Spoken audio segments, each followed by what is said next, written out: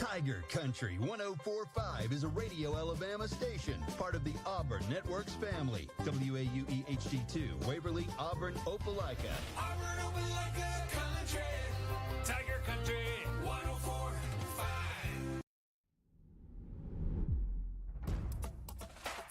The following is a presentation of Radio Alabama Sports. This broadcast is copyrighted by Radio Alabama for the private use of our audience. Any other use of this broadcast, descriptions, or accounts of the game without Radio Alabama's consent is strictly prohibited.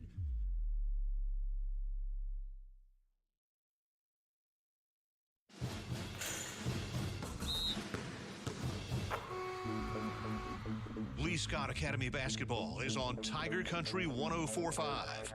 Presented by the Orthopedic Clinic, Googe Performing Arts Center, Mountain High Outfitters, and Russell Building Supply. Also brought to you by Auburn Bank, Gutter Pro, Advanced Graphics, Auburn Express Towing, and Four Seasons Federal Credit Union. Now, live from courtside, here's the voice of Lee Scott Academy Basketball, Christian Griffin.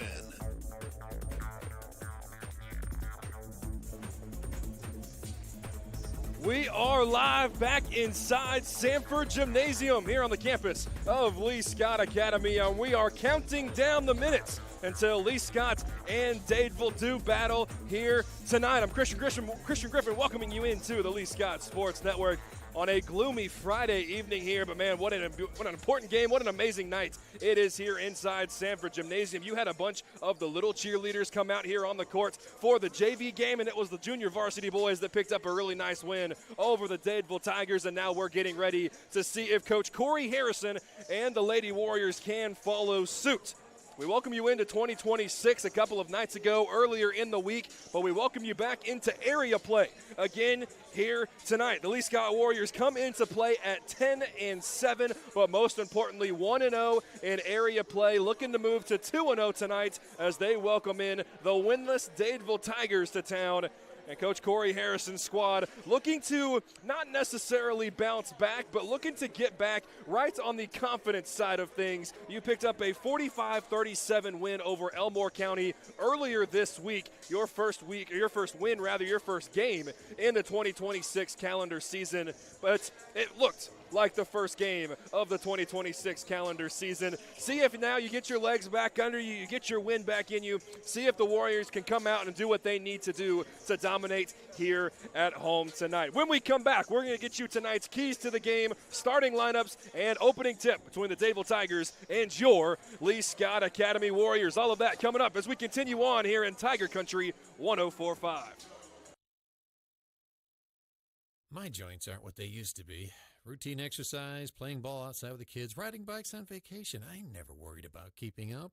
But now, my joint pain has started slowing me down. I decided to make an appointment with the Orthopedic Clinic. Their surgical partners had the experience, technology, and personalized approach to care that I was looking for. Best of all, it was close to home. I'm thankful I chose the Orthopedic Clinic.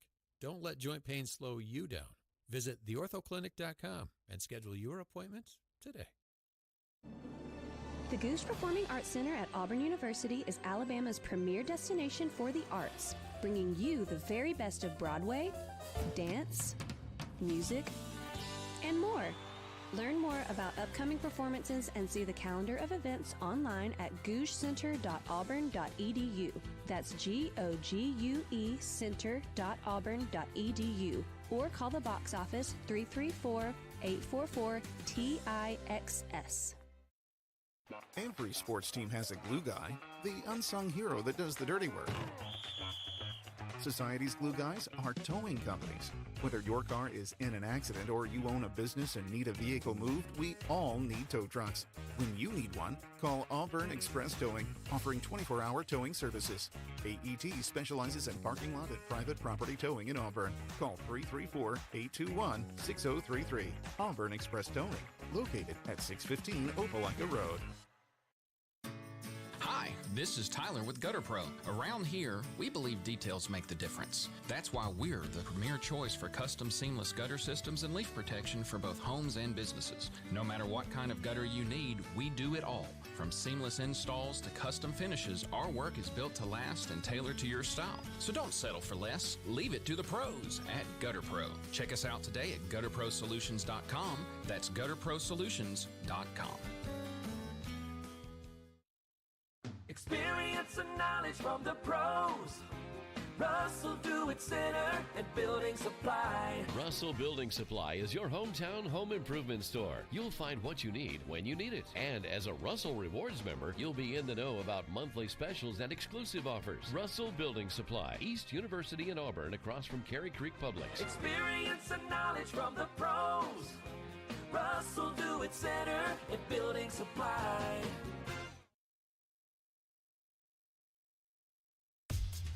Time now for the keys to the game. Brought to you by Jeffcoat Trant Funeral Home on Tiger Country 104.5.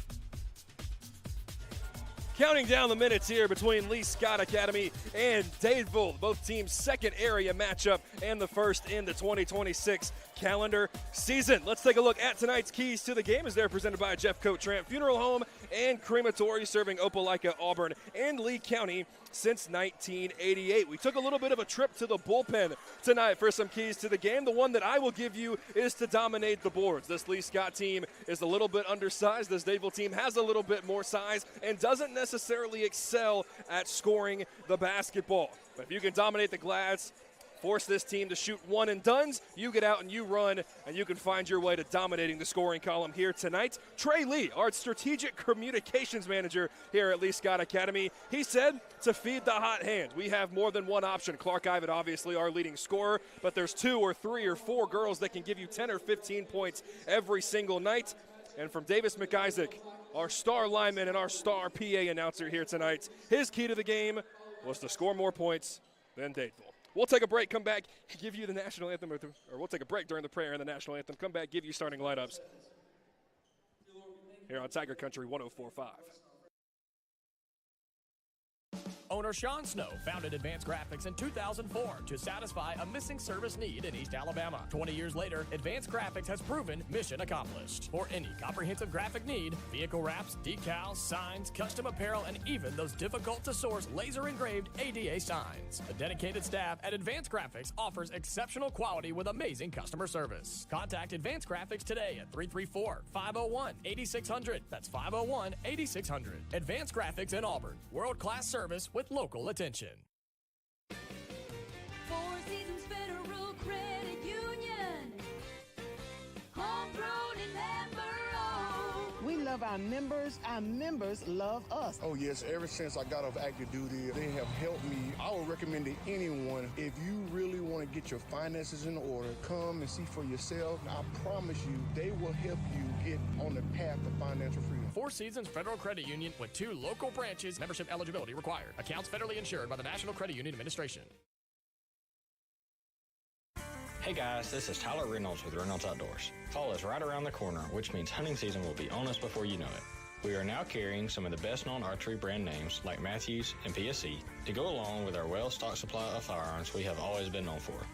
And did you know we are the largest dealer of box blinds in Alabama, carrying popular brand names like Redneck and Banks? Don't forget, we carry Sitka, Bandit, and Drake apparel as well. Come see us today to meet all of your fall hunting needs. Located on Geneva Street in Opelika.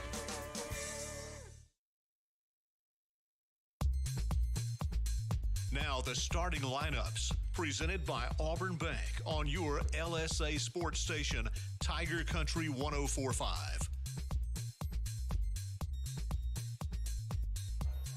Prayer has been said, the anthem has been sang. We are just about ready for opening tip between the Dadeville Tigers and your Lee Scott Academy Warriors. One more time, those keys to the game tonight presented by Jeffcoat Trant Funeral Home and Crematory, serving Opelika and Auburn and Lee County since 1988. First one is to dominate the board. Second, to feed the hot hand. And from Davis McIsaac, to score more points than Dadeville. You hear him announcing your starting lineups here tonight inside Sanford Gymnasium. And tonight's starting lineups are presented by Auburn Bank. Their local team stands ready to discuss your financial needs and goals. Auburn Bank, champions of you and proud sponsor of Lee Scott Warrior basketball. The starting five for your Warriors here tonight. As we try and get the official numbers, but it's Clark Ivett. Okay, it is the usual five. It's Clark Ivett, it's Haynes Kesey, it's Sydney Dunlap, it's Lucy Zellner, and it is number 20, Maggie Herndon. Ivett, Kesey, Dunlap, Zellner, and Herndon, the five here at home for your Lee Scott Academy Warriors. The Lee Scott here in their home whites, the power blue stripes on each side, the red numbers with the navy trim on front and back. The Road Tigers in their road blacks with gold accents. The tip underway. Tapped around momentarily, and it goes into the hands of the Dadeville Tigers. The Tigers going right to left here on your radio dial. The Warriors will be going from left to right. A deep three from the top of the key is no good. Weak side offensive rebound goes to the Tigers, and the ball sits at the top of the key, now working its way into the paint. And the running floater is no good. Clark Ivett collects the rebound. Outlet pass to Haynes Kesey, and the right-handed layup is good. Haynes Kesey quickly off in the scoring column. Clark Ivett now gets a steal on the inbounds, almost loses it, works her way down low, gets fouled, no call, second chance opportunity. She kicks it out to Sydney Dunlap. Her three is no good, but Haynes Kesey right there once again. Maggie Herndon now her triple hits the front of the rim, and the weak side rebound goes to the Tigers. 1 minute gone by here inside Sanford Gymnasium. 2-0 Lee Scott Academy. Very close to a backcourt violation, and that will be the call. As the Warriors trapped over right in front of the scorer's table, they tried to find the point guard right at the LSA logo, caught it in the front court, but the momentum carried her into the back court. And so a turnover for the Tigers. Clark Ivett now gets to the free throw line, kicks it to Sydney Dunlap, who gets cut off in the short corner. Outlet pass to Kesey, her reverse layup hits the side of the rim, no good, but she's there for the offensive putback. She gets hacked, and she will head to the line to shoot a couple. Haynes Kesey, somebody that only averages 2.5 points a game for this Corey Harrison squad, already with 2. Looking to get her total and then more here at the free throw line. Only 1 minute and 6 seconds into the contest. She knocks down the front end. Makes the score 3-0 and goes right into that second key of the game that we have for the Warriors as Kesey goes 1 for 2 from the stripe. Sydney Dunlap gathers the offensive rebound, but is going to get called for a travel as she couldn't find a Warrior to outlet the pass to. But again, feed the hot hand. There's more than one option on this team. Clark Ivett averaging almost 22 points a contest. But Maggie Herndon gives you almost 8. Sydney Dunlap gives you 6. Lucy Zellner gives you 4. But any one of these girls can give you 10, 12 a night. And there's some games where you need it more than others. You would love to see some evenly distributed scoring here for Lee Scott Academy tonight. Again, the Warriors 10-7 on the season. A win over Elmore County in this gym earlier this week. The running layup for the Tigers, no good. Clark Ivett the rebound, the outlet once again to Kesey. One more to Dunlap. Thought about the three, instead tries to take it into the teeth of the defense, but gets cut off. Maggie Herndon got away with a double dribble, but gets it to Sydney Dunlap.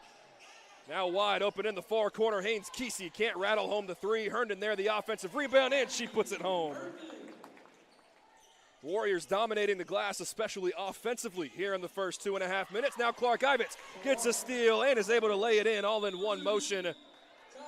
And just like that, the Warriors up a touchdown. 1 minute and 48 seconds gone by here in the opening period inside Sanford Gymnasium. Timeout on the floor. We will take one with them. 7-0 Warriors here early. And when we come back, we'll talk a little bit about the rest of the schedule. The schedule upcoming as some key games coming for the Warriors. We'll get to that here when we come back.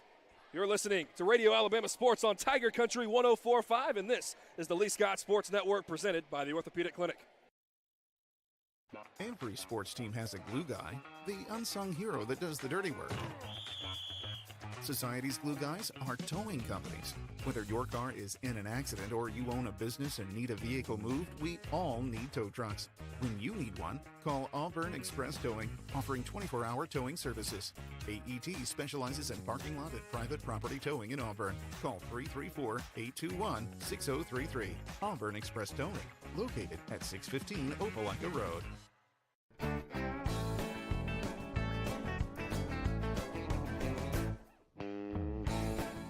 Just out of the timeout, The Tigers able to break the press, but turn it over underneath their own basket. It'll be Warrior basketball here with 6:07 to play in the opening period. Clark Ivett catches the inbound pass with one hand, passes it to Sydney Dunlap in the near corner. She's cut off, trying to find a teammate, able to get it to Maggie Herndon. She's running down the right side of the lane. Kick out to Kesey. Didn't even think about the wide open three. Now is going to work her way into the lane, and instead will take the right-handed layup. You can get a good shot. Why get a good one when you can get a great one? Haynes Kesey already now with 5. And the Warrior lead is 9 in transition, blocked by Zellner, and then goes off the hand of Amari Russell. That goes out of bounds. Warrior basketball going the length of the floor. And we talked about the schedule upcoming for the Lee Scott Warriors as Sydney Dunlap now has a wide open lane. She gets hacked from behind, but they're going to say that it goes out of bounds before any true contact. The game against Elmore County was the first of 10 games in 25 days, and a lot of those upcoming here again. With Dadeville, you have Lafette and Trinity coming up here in the next couple of days. Early next week, you also have Glenwood and Beulah on the road as Maggie Herndon knocks down another Warrior 3. Haynes Kesey with 5, now Maggie Herndon with 5. Timeout on the floor with Dadeville. We'll keep it right here with everybody on the Lee Scott Sports Network. Appreciate everybody for being here with us on this gloomy Friday.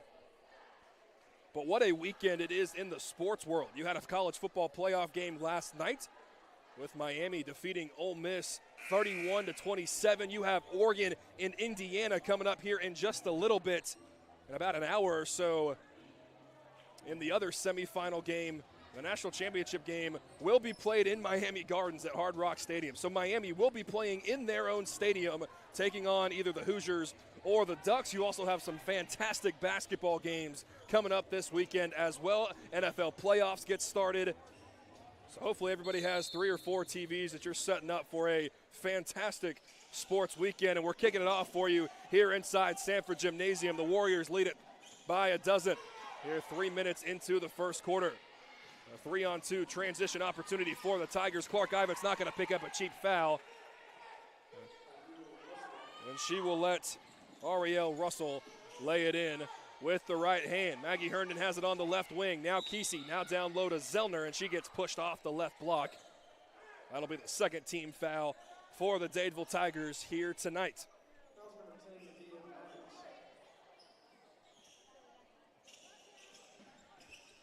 (12-2) is the Warrior lead. Maggie Herndon catch and shoot in the far corner. Can't rattle it home this time. And the strong box out and rebound is with Kaeva Maddox. And now getting pressured in the backcourt are the Tigers. The Warriors almost forced a 10-second violation. Instead, the Tigers get to the short corner and one extra pass as Kaeva Maddox is able to lay it in. 12-4 is your score here, almost halfway through this opening period. Maggie Herndon, no hesitation, catch and shoot once again, leaves it short, but is able to track down the offensive rebound right at half court, and a tripping foul goes against Ariel Russell of the Tigers. Her second, team third. Clark Ivett, the leading scorer for this Warrior squad. Between the legs, dribble at the top of the key, kicks it to Haynes Kesey, gets 2 feet in the paint. Sydney Dunlap, catch and shoot 3, you know it's money. Warriors get paint touches, Warriors get kick out wide open threes. And when you let the sniper stand alone, she's gonna knock it down. 15-4 is the Warrior lead. And just like that, in transition, a 2-on-1 opportunity. And the Tigers lay it in with the left hand. That was number 10, Nevia Maddox. And the lead is trimmed back down to 9, 15-6. And now the Warriors turn it over in their front court. Clark Ivett is the only Warrior back there. A Euro step, hits the front of the rim, and gets the shooter's roll for Amari Russell. So back-to-back buckets for the Tigers, trims the lead to 7. Sydney Dunlap, catch and shoot again. This time may have rushed it just a little bit, leaves it off the front of the rim, and the Tigers clear, trailing 15-8. 3.5 to play in the opening period. And now a catch and shoot 3 at the top of the key. A line drive 3 is no good. Clark Ivett, who averages 9.5 rebounds a game, gathers another one. Cross-court pass to Haynes Kesey. Dunlap once again. That one too strong off the back iron. Maybe the commentator's jinx on the opening 3 from Dunlap there. She misses back-to-back, now in transition once again, guarded by Clark Ivets, and the ball goes out of bounds. Nice job walling up by the sophomore guard, Clark Ivets, and she forces the turnover.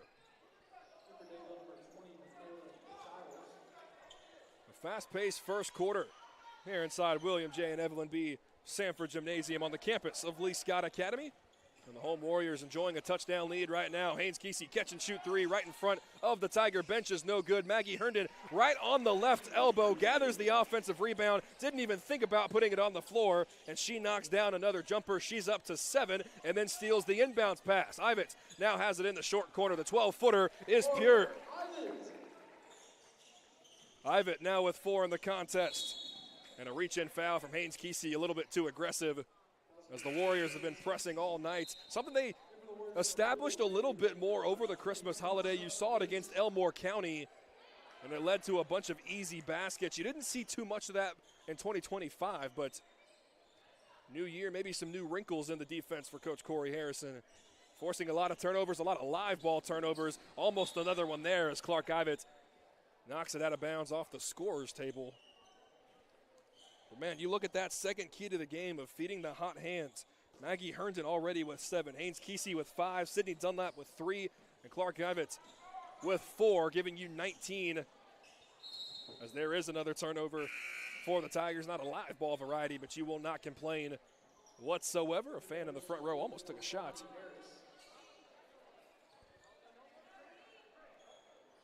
A couple of subs for Coach Harrison, as Rayleigh Langford and Sutton Lewis check into the game. Rayleigh Langford has been in the game for 3 seconds and almost knocked down a 3, almost banked it home. Sutton Lewis there to gather the offensive rebound. Tried to kick it out to Sydney Dunlap, but just a little too wide.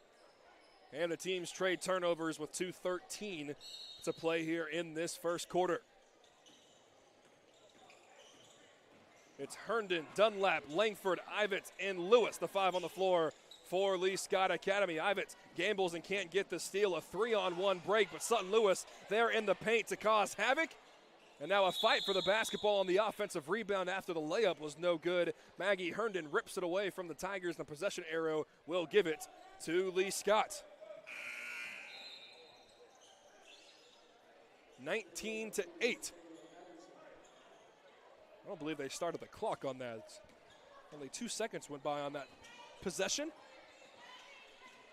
Clark Ivet, a crossover dribble at half court, works her way into the lane. Kick out to Langford, thought about the 3. Now to Maggie Herndon. Now to Dunlap in the far corner. She works her way, gets 2 feet in the paint. Kick out one more. Maggie Herndon leaves that one short, but Sutton Lewis there to gather the offensive rebound. Langford now bullies her way into the paint. Ivets, a little pump fake and a crossover dribble. She gets cut off. Kick out one more. Dunlap this time from the left wing is too strong, but she gets her offensive rebound. My goodness, the Warriors dominating the glass right now. Maggie Herndon can't bank in a 3, but Ivett there to clean everything up. That ball deadened off the back iron and the backboard and fell to the right, and Ivett was right there to gobble it up. 21-8 is your score. And now a wild pass goes right into the hands of Ivett. Outlet pass to Rayleigh Langford. Right-handed layup on the left side. Gets it to go, plus the whistle. Already the 5th Warrior to find the score sheet here tonight. And it's Rayleigh Langford who has a chance at the old-fashioned three-point play. And Wesley Kate Crocker looks to sub in, and she will for Clark Ivett with 74 seconds to play here in the opening period. The lone free throw from Rayleigh Langford gets the shooter's roll. She's up to 3, now almost gets a steal on the inbound. Caught it with the right arm, but dribbled it off of her foot. As Lucy Zellner looks to check back in, she will for Maggie Herndon. So the 5 now on the floor, Sutton Lewis, Lucy Zellner, Wesley Kate Crocker, Rayleigh Langford, and Sydney Dunlap. Langford almost too aggressive on the inbounds, almost gets the steal, but draws a lot of contact, no whistle. We play on, 60 seconds to play. Thought about the left wing 3. Did the Tigers, works their way down low, blocked by Lucy Zellner.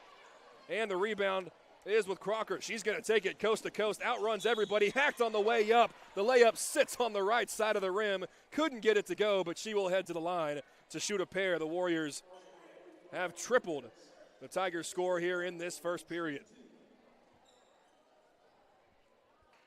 You can see the speed of the point guard taking it coast to coast. As the first free throw of the line drive goes in. So 6 Warriors now have scored in the first 8 minutes of this contest. I guess just over 7 minutes. Wesley Kate knocks down both free throws, and the Warrior lead is 18. Lucy Zellner now playing that safety position, gets the steal at half court, gets it to Crocker. She gets cut off on the right side, now spins her way back to her left. Sutton Lewis for 3. She leaves it short, but yet again, there for the offensive rebound. Stella Henderson, who's just checked into the contest, gets to the short corner, but turns it over. And then a frustration foul going after the basketball. She'll pick up her first personal. That's only the third for Lee Scott here in this first 7.5 minutes. 26-8 is your score.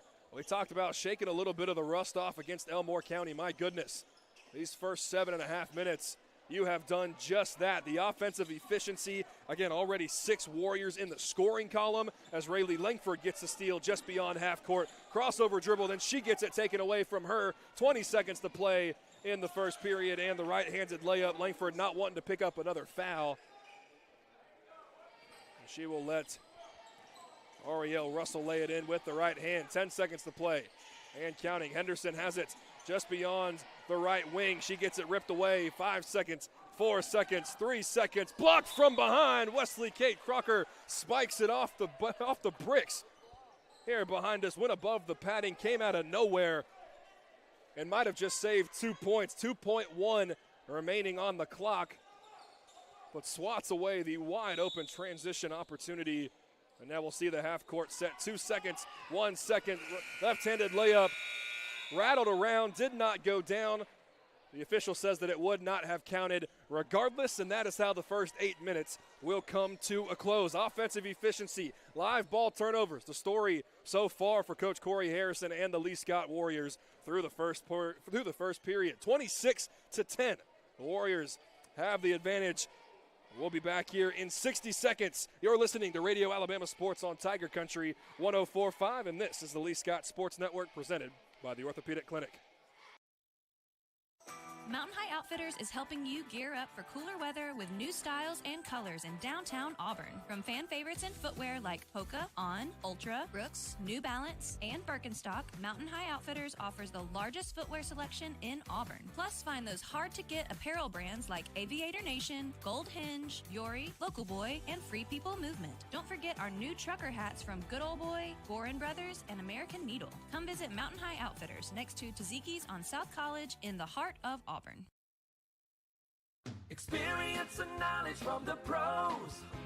Russell Do-It Center and Building Supply. Russell Building Supply is your hometown home improvement store. You'll find what you need when you need it. And as a Russell Rewards member, you'll be in the know about monthly specials and exclusive offers. Russell Building Supply, East University in Auburn, across from Cary Creek Publix. Experience and knowledge from the pros. Russell Do-It Center and Building Supply.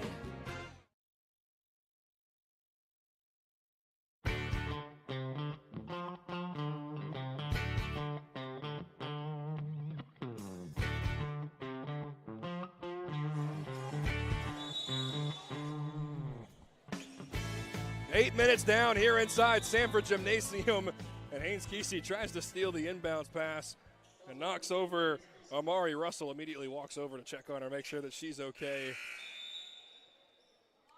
And she will now sub out 1 second into the second quarter. Still a long way to go, but setting up to be the start of a really nice weekend here in Auburn, Alabama. 26-10, the Warrior lead after the first period.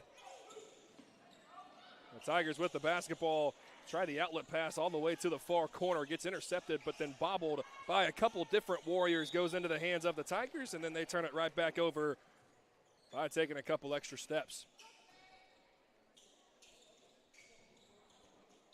I'm Christian Griffin here with you on the Lee Scott Sports Network, Tiger Country 104.5, that Radio Alabama app, the YouTube and Facebook live stream as well. Wherever you're tuned in from, we appreciate you for tuning in and for your support of Lee Scott Warrior varsity girls and varsity boys basketball. Herndon can't knock down the three, and the Tigers had numbers for a moment, but will slow things down and set up the offense. Standing at the volleyball line extended. 7.5 to play. Crossover dribble at the free throw line. Running floater a little bit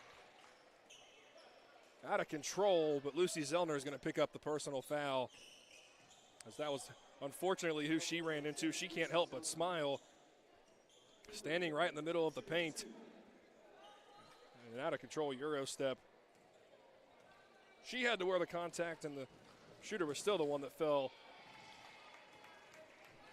So already the second team foul for the Warriors here in the second quarter. First free throw is no good. Second one on the way. And off the backboard, and the back iron can't get it to go either. And now a jump ball with Lucy Zellner. A nice job as the rebound went towards the middle of the floor, and coming out of that right block position, able to force the tie up and give the ball to Lee Scott Academy. Rayleigh Langford, catch and shoot three. Don't know how she had the angle to bank it in, but she did.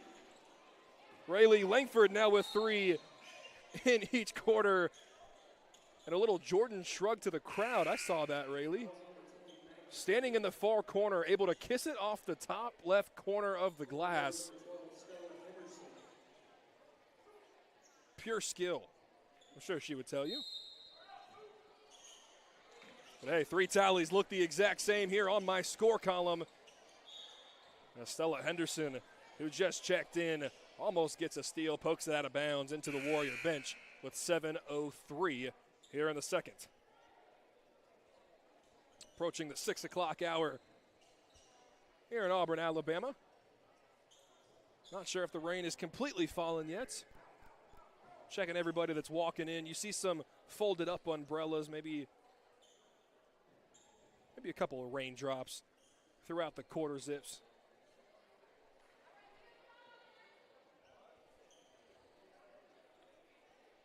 There's a little bit of maybe a clock malfunction, or maybe just I believe they might have had the foul count incorrect or didn't update it. But it's 3-0, not in favor of the Warriors on that foul side of things. The wild layup, no good. Lucy Zellner skies for the rebound. 29-10, 1 minute and 10 seconds into the second quarter. Rayleigh Langford, crossover dribble, gets to the free throw line, and another tie-up.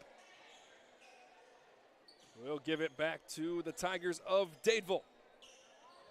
Lee Scott Academy 10-7 overall, but again, more importantly, 1-0 in area play, looking to move to 2-0, up by 19 here early in the second. Almost a 10-second violation. The Tigers just throw it into the front courts, and thankfully a Tiger is there for him to clear it. Left-handed layup, no good, blocked by Lucy Zellner. A nice job not picking up another personal foul. Going up straight. A long right wing three is no good. And Ivets, who's just subbed back into the game, a nice box out. She clears the rebound, gets grabbed, no whistle. But Maggie Herndon now in transition. Crossover dribble left, now back to her right, back to the middle of the floor. And she banks in the three-footer. 31-10 is your score. Now a Euro step blocked by Zellner again. And Rayleigh Langford gathers the basketball and now almost loses the basketball. And they're probably going to call it a jump ball. It's a lot of arm and not a lot of basketball, but the possession arrow will keep it with the Warriors regardless. The 5 on the floor for Coach Corey Harrison. It's Maggie Herndon, Clark Ivets, Rayleigh Langford, Stella Henderson, and Lucy Zellner. And the Warriors out in front by 21. Stella Henderson, catch and shoot three on the right wing, and she knocks it down. The Warriors' third made three here tonight. Fourth, apologies, with the Rayleigh Langford banked in three from the corner. The fourth made three for the Warriors here tonight. 3 touchdowns and a field goal, now the lead for the good team here at home. Football math there, Trey Lee. Langford almost steals the inbounds pass, but after a couple dribbles is able to get a steal. It goes into the hands of Clark Ivett, and a reach-in foul on the right elbow. Only the first team foul for the Tigers. You've already had 4 on Lee Scott here in the first 5:43, or 5:43 remaining, rather. Tigers fall asleep on the inbound. Maggie Herndon throws it to Lucy Zellner. The layup won't go down, but knocked out of bounds by the Tigers. No, they're going to say it was out on Zellner. It's Tiger basketball. But again, any common foul now as a home run pass all the way to half court gets stolen by Stella Henderson. Rayleigh Langford patrolling the offense with 5.5 to play. But any common foul, any team foul for Lee Scott will result in the Tigers shooting free throws the remainder of the period. Maggie Herndon, crossover dribble, can't knock down the three. And Rayleigh Langford chooses the business decision not to dive into the Tiger bench, trying to save the basketball. 34-10 is your score. The Warriors out in front here at home. Baseball pass right again to half court. 2-on-2 transition if the Tigers decide to use it. They do. And Rayleigh Langford, beautiful defense once again, forces the layup to be short, then gathers the defensive rebound. Now 3-on-3. She takes it coast to coast and gets her layup blocked. So it'll be Warrior basketball, baseline left. Warriors going left to right, scoring on the right goal as we see it, and as all the fans do here at Sanford Gymnasium. A turnover by the Tigers, and just another home run outlet pass.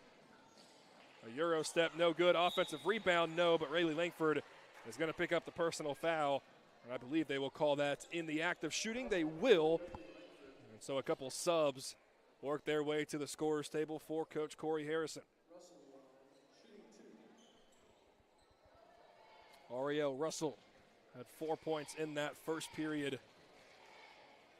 Looks to add to her total, but can't do so.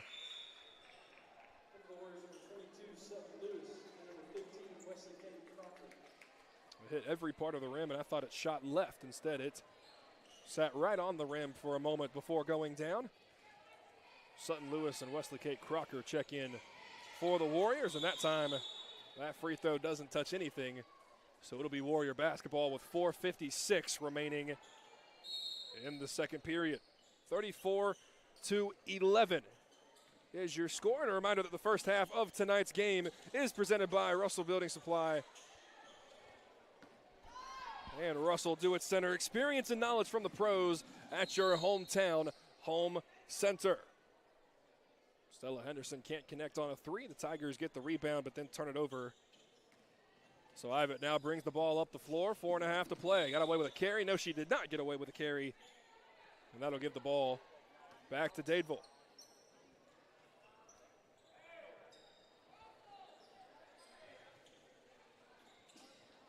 We do have Trey Lee here in the building with us tonight.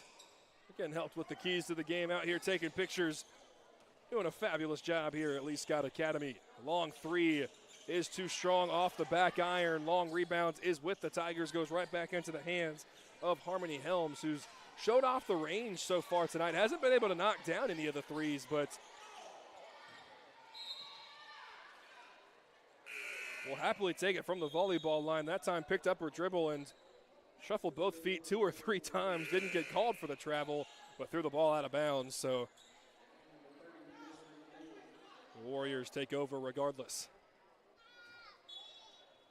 Crocker, Lewis, Henderson, Ivet, and Herndon, the 5 for Lee Scott on the floor. Crocker gets the basketball on the left wing and tried to drive into the teeth of the defense, but forgot to put the ball on the floor in time. Teams trading turnovers over the last 4 or 5 possessions here halfway through this second quarter, and right on cue, another one goes right through the hands of the Tigers. Sutton Lewis able to gather it, kicks it to Maggie Herndon. Her left wing three, can't get it to go. Ball on the floor, rolling around like a pinball. Herndon's able to gather it. Gets it to Crocker. Now out to Henderson. Now Ivet in the short corner. That running floater from Clark Ivet is good. I need to just cut off the broadcast. The running floater, the running touch shot from Clark Ivet. There's no need to say anything when she gets to her spots on the floor. And now a 10-second violation on the Tigers. Another turnover for Lee Scott, or caused rather by Lee Scott. That press, again, so impressive that you're seeing from this Warrior squad. 36-11, 3.5 to play. Catch and shoot from Crocker is too strong off the back iron. Fighting for the rebound is Peyton Lakeman, who just checked in. And a fight for the basketball on the floor. Jump ball will give it to the Dadeville Tigers.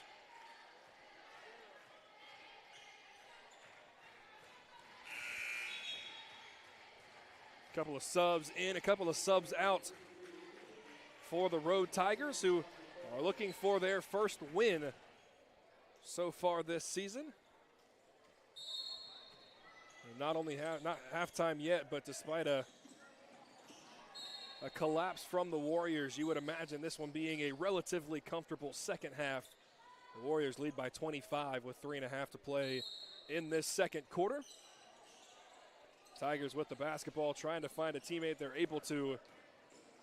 The press immediately causing problems. They throw it to the lady who is standing right in the middle of the floor, but it goes right through her hands. Turnover by the Warriors, and then a turnover on Lee Scott. Gives it back to the Tigers, and now I believe an offensive foul on the rip-through from Amari Russell. Maybe have extended the arm. She did on Sutton Lewis. That's the second team foul.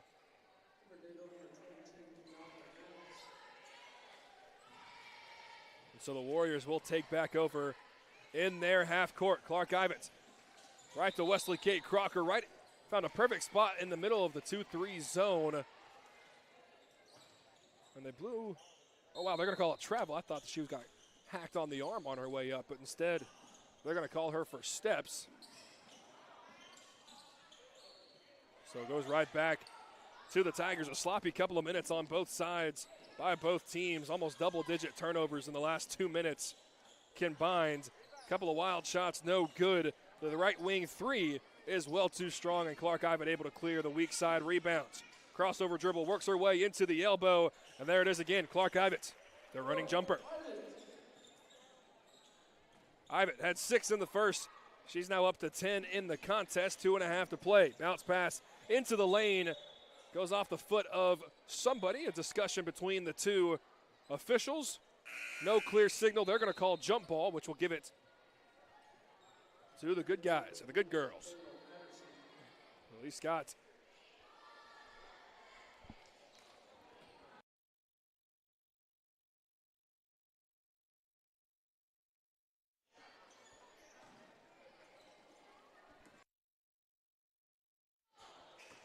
With 2.5 to play with the basketball, Charlie Huddleston, who just checked in, is going to pull it from the left, or the right elbow rather. But couldn't get it to go. And it goes out of bounds. It'll be Tiger basketball. Warriors continuing that pressure. Huddleston. Now Lakeman fighting for the basketball, and it goes into the hands of Peyton Lakeman. Wesley Kate Crocker, crossover dribble, works her way through contact. The layup won't go, but she will head back to the line to shoot a pair.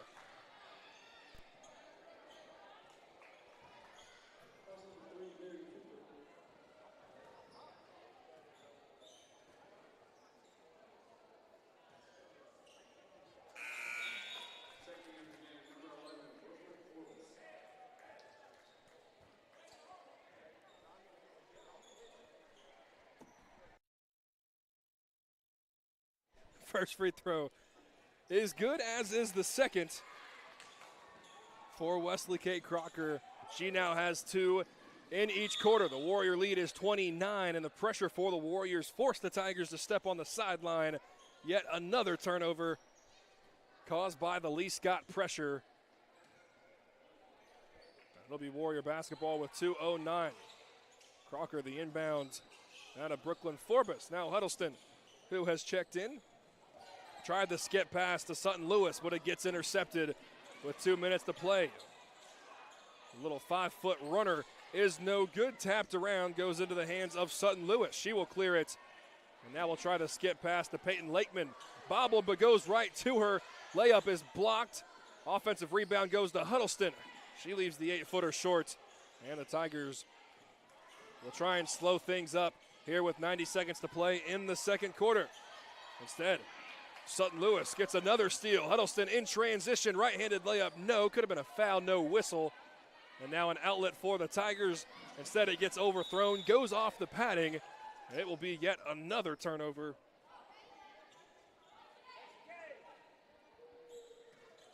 for the Tigers. 42-11. Wesley Kate Crocker patrolling the offense for Lee Scott. Hands off to Brooklyn Forbes. Now Huddleston here in the near corner. Bounce pass that goes to Forbes, gets intercepted, and the running layup is good from Amari Russell. She now has 4 in the contest. Under a minute to play in the second quarter. The Warrior lead is 27, as it looks like the Tigers went to either a high 3-2 or a 1-2-2 zone. Huddleston, catch and shoot on the right wing. She banks it home. Another Warrior 3 brings the lead to 30, and now another turnover on the Tigers. They'll give the ball right back to the Academy. 43-13.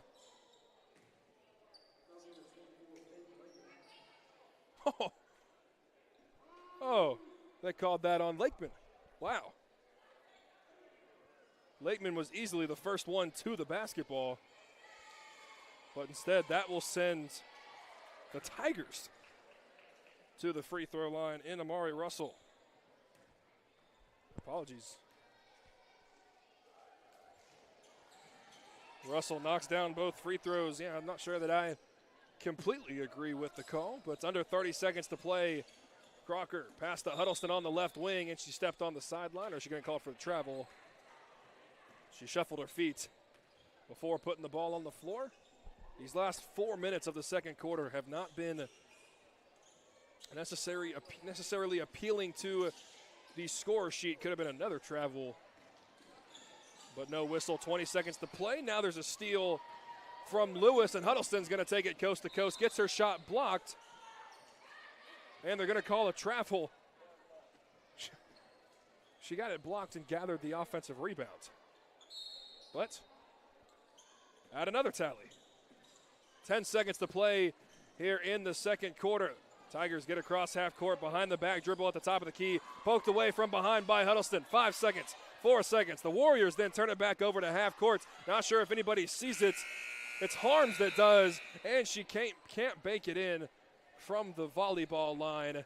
And that is how the first half will come to a close. Warriors lead at 43-15 in the first 12 minutes or so.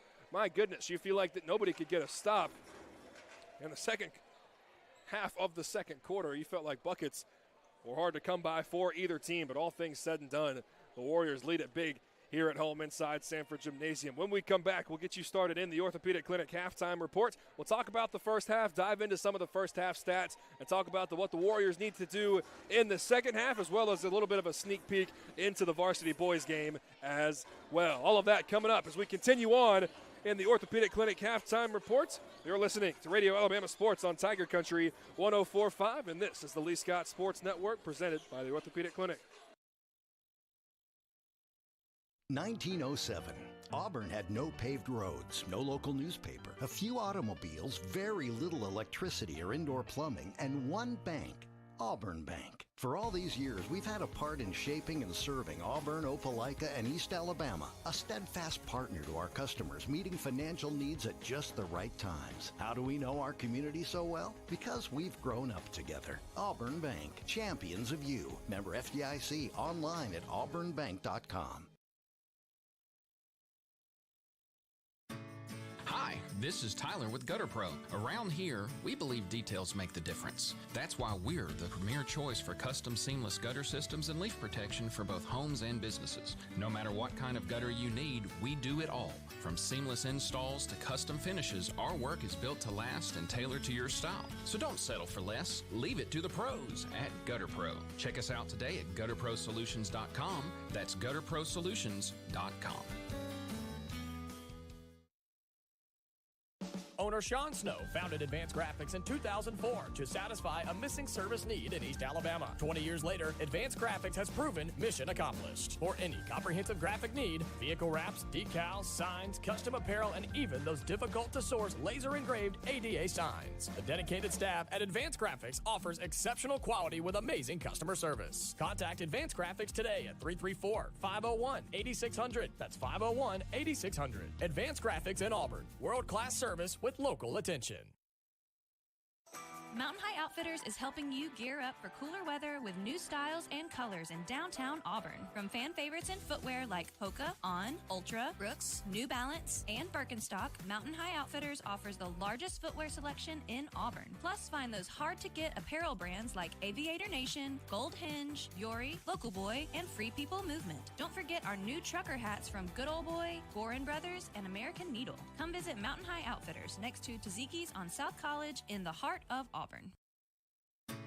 Hi, this is Tyler with Gutter Pro. Around here, we believe details make the difference. That's why we're the premier choice for custom seamless gutter systems and leaf protection for both homes and businesses. No matter what kind of gutter you need, we do it all. From seamless installs to custom finishes, our work is built to last and tailored to your style. So don't settle for less. Leave it to the pros at Gutter Pro. Check us out today at gutterprosolutions.com. That's gutterprosolutions.com. When bones get out of joint, the Orthopedic Clinic is here, providing expert care and surgery when needed, wherever it hurts. Hand, wrist, foot, or ankle, back, neck, or hip. Offering minimally invasive surgery and cutting-edge joint replacement. Serving patients from throughout the region. See the sports injury experts for athletes of all types. Don't wait. Schedule an examination today. The Orthopedic Clinic. Call for an appointment 334-749-8303 or visit theorthoclinic.com.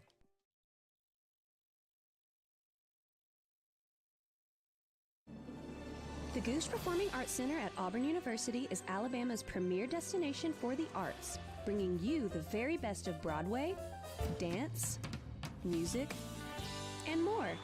Learn more about upcoming performances and see the calendar of events online at gougecenter.auburn.edu.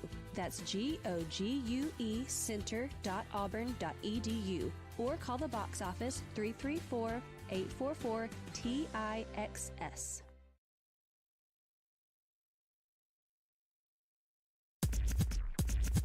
The Lee Scott Academy Basketball Halftime Show is brought to you by the Orthopedic Clinic on Tiger Country 104.5.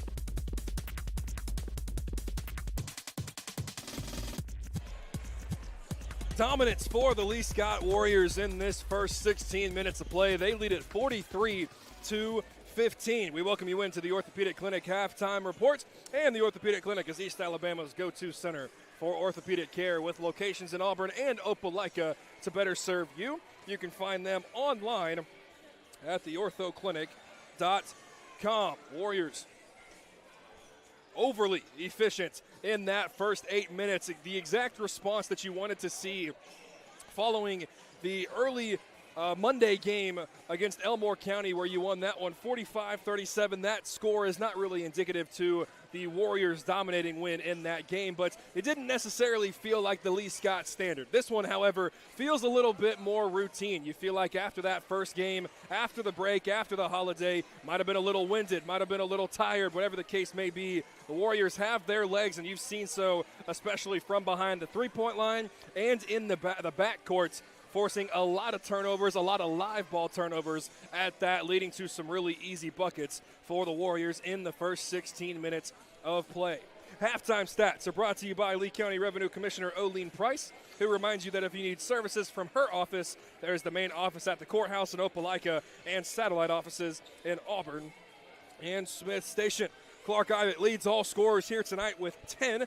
Haynes Kesey with 5. Charlie Huddleston has 3. Rayleigh Langford with 6. Sydney Dunlap with 3. Stella Henderson with 3. Wesley Kate Crocker with 4. And Maggie Herndon with 9. So you go right back to Mr. Trey Lee, our strategic communications manager here at Lee Scott Academy. His key to the game was to feed the hot hand because there's more than one option, and he could not be more right. Again, Clark Ivett, the sophomore guard, averaging almost 22 points per contest, and that number will continue to rise as she has not had to play in too many fourth quarters so far here this season with the big wins for Lee Scott. Very easy for Clark Ivett, especially in that second half. You hope that it's a relative same story to tonight, but she averages almost 22 points a contest. Maggie Herndon averages 7.5. Sydney Dunlap averages just over 6. So you have plenty of scorers that you can rely on at any given time. And you've seen a couple 4-0, a couple 5-0 runs by a single individual. And in the first 16 minutes, when you have 1, 2, 3, 4, 5, 6, 7, 8 Warriors find the scoring column, you know you're doing things right if you're Coach Corey Harrison and the Lee Scott Warriors. They lead at 43-15 as we continue on in the Orthopedic Clinic halftime report. When we come back, we'll dive into what the Warriors need to do in the second half. Also a little bit of a sneak peek to the varsity boys game in there as well, and doing my due diligence for the parents that are tuned in, or my parents that are tuned into this game.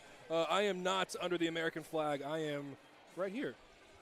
So I'll see if that camera, which is about 10 seconds after, we'll see if that catches me on there. But regardless, 43-15, Lee Scott Academy leads it at the halftime break. We'll be back in 60 seconds here on the Lee Scott Sports Network. From day one back in 1907, Auburn Bank's mission has been clear: to serve our community, see businesses flourish, and improve lives locally by making sound business decisions and responding with care every day. Today, we continue to fulfill our mission with a team of local, commercial, and consumer lenders who are ready to help meet your needs and goals. Auburn Bank, champions of you. Member FDIC, equal housing lender.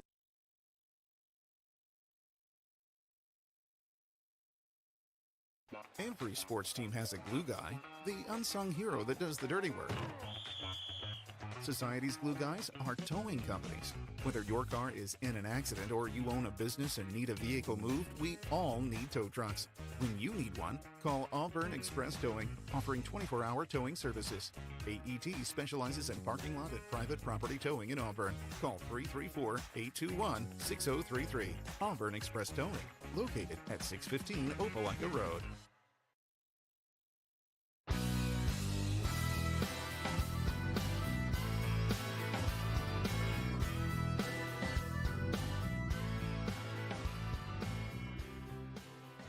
As we wrap up the Orthopedic Clinic halftime report here on Tiger Country 104.5, we remind you that the Orthopedic Clinic is East Alabama's go-to center for orthopedic care, with locations in Auburn and Opelika to better serve you. And you can find them online at theorthoclinic.com. Christian Griffin here with you on Tiger Country 104.5, tigercountry.net, that Radio Alabama app, the YouTube, Facebook stream as well. We appreciate everybody for spending the start of your weekend here with us on the Lee Scott Sports Network. We talked about some of the key numbers from the first half. The Lee Scott Warriors, if you can dominate the pressure the way you did in the first half, you will absolutely cruise here in this second. That and continuing to finish possessions, taking care of the basketball. Those are the three priorities that I think this Warrior team and Coach Corey Harrison will have for you in the second half.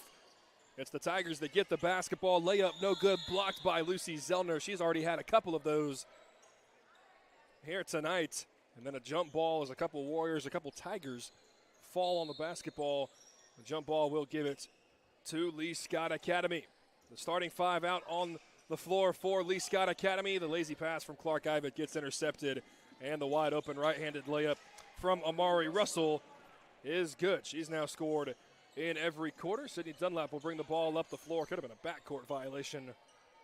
Again, the Tigers have gone to a little bit more of a 1-2-2 or a high 3-2 zone, and it's caused the Warriors to have a little bit of trouble late in the second half, and now you've seen it with back-to-back turnovers, or second quarter rather, now back-to-back turnovers here in the third quarter, and back-to-back layups from Amari Russell. 43-19 now is your score. Clark Ivitt, step in three, can't rattle it home. Nice box out position from Zellner. She got hit from behind, no whistle, couldn't get the layup to go. And the Tigers get the rebound, but now Haynes Kesey with the steal. Now Sydney Dunlap, the 12-footer, won't go down. Weak side rebound is with Lucy Zellner, and Maggie Herndon's 15-foot jumper finds the bottom of the net. Maggie Herndon, now the leading scorer for this Lee Scott team. She has 11. And the lead back to 26. 6.5 to play here in this third quarter. The fight for the basketball on the right elbow. Still on the floor, picked up by the Tigers.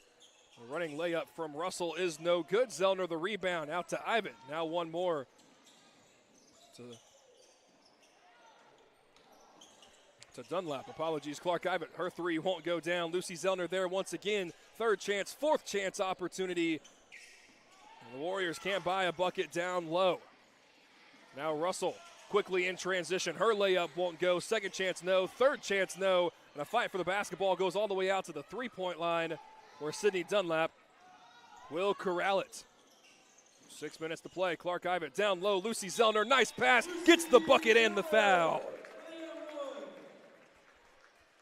As soon as Clark Ivan got to half court, started clapping her hands, asking for Sydney Dunlap to find her, because the second that it hit Ivan's hands, it left her hands and went right into the hands of Lucy Zellner. She puts it up and puts it in and has the chance at the old-fashioned three-point play here with 5:49 remaining in the third.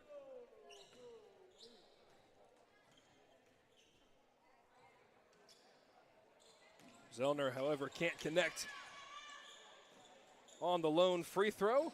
But then the Tigers, an unforced error, one of the few times you haven't seen much pressure for this Lee Scott squad defensively. The Tigers throw it into the bench of the Warriors. And so Lee Scott will steal another possession. Sutton Lewis has checked into the game for the Warriors. Ivan now to Kesey at the top of the key. Herndon spins her way to the right wing. Nobody picks her up. Now throws it back down low to Lewis, and the layup is good. Sutton Lewis now in the scoring column, now 10. Lee Scott Warriors have scored here tonight. The Warrior lead is back up to 30.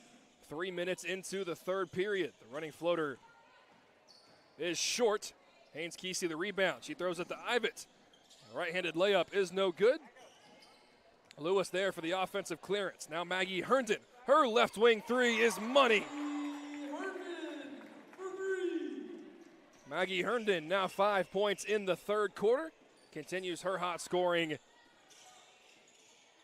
And the Warriors continue to build to their lead. Basketball is on the floor in the front court. And Lewis able to recover. 2-on-1. Ivan and Herndon. Ivan's going to take it all the way. Now dumps it off to Maggie Herndon. And she rattles in the layup. Pass that may have been maybe a dribble too late. Herndon almost wasn't ready for it. The ball may have caught her, but still had the athletic ability to put it up and put it in.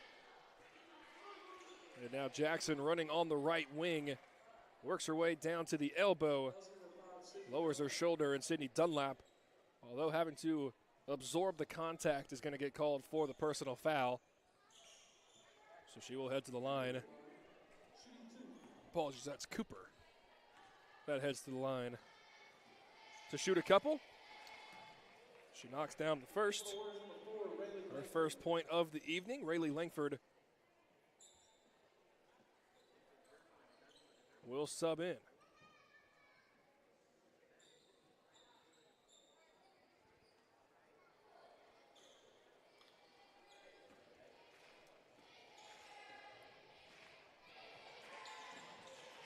Cooper rattles in both free throws. There was a little conversation between Coach Corey Harrison and one of the officials, maybe with a substitution or something that didn't necessarily affect the overall basketball game. Haynes Kesey in the near corner. Hesitated to call if it went in because the net barely moved. But Haynes Kesey finds the bottom of the net. Quick in transition. Tigers try and back down Clark Ivett. Layup is no good. Herndon tries to take it coast to coast, gets cut off, spins her way back to the middle of the floor.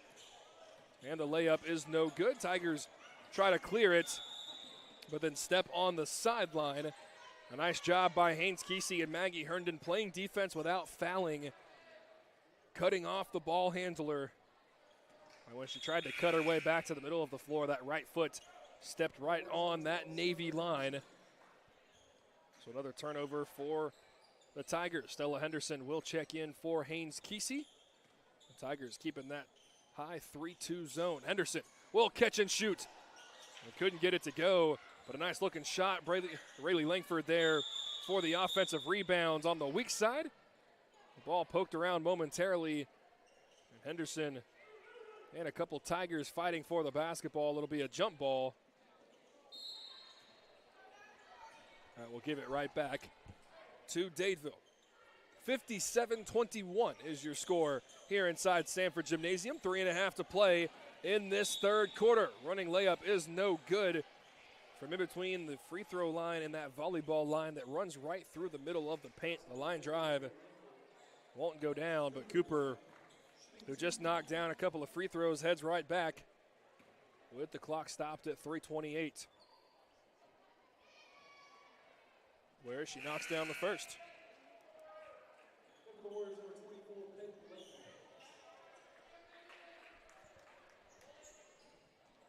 Peyton Lakeman will sub in for Maggie Herndon. As Cooper is too strong on the second free throw. Langford with the strong rebound. She stands at the top of the key, now moving to the right elbow.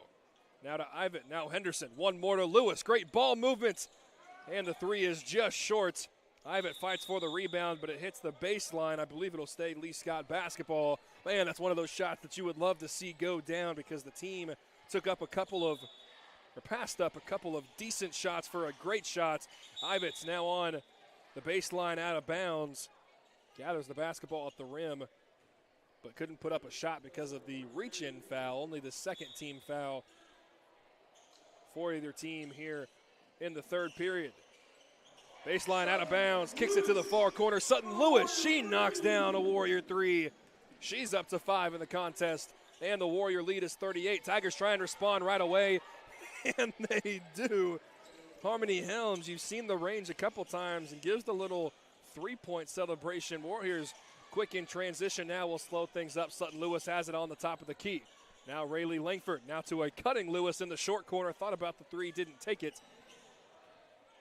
Rayleigh Langford trying to find Clark Ivets.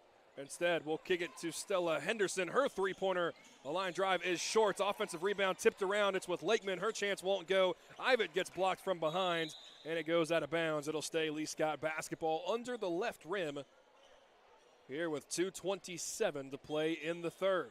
Langford will inbound the basketball. Kick out to Ivet. Left wing three. She rattles it home. The 7th Warrior three here this afternoon, and the Warriors continue to extend their lead, now 63-25, approaching 2 minutes to play in the third. Crossover dribble at the free throw line. Now try and throw it down low to the Tigers, but it's intercepted by Sutton Lewis, who tries to find Peyton Lakeman, but the ball rattles around. And a quick whistle, a jump ball, possession arrow will give it to the Warriors. One thing this Lee Scott team is not afraid to do is to dive on the floor, get a little dirty, steal some possessions. I feel like there's more jump balls in a Lee Scott game than most, but it's just because of how aggressive this Warrior team is, especially defensively. Rayleigh Langford tries her luck once again from deep, can't get it to go. Offensive rebound, Sutton Lewis. And she wisely doesn't even bring the basketball down.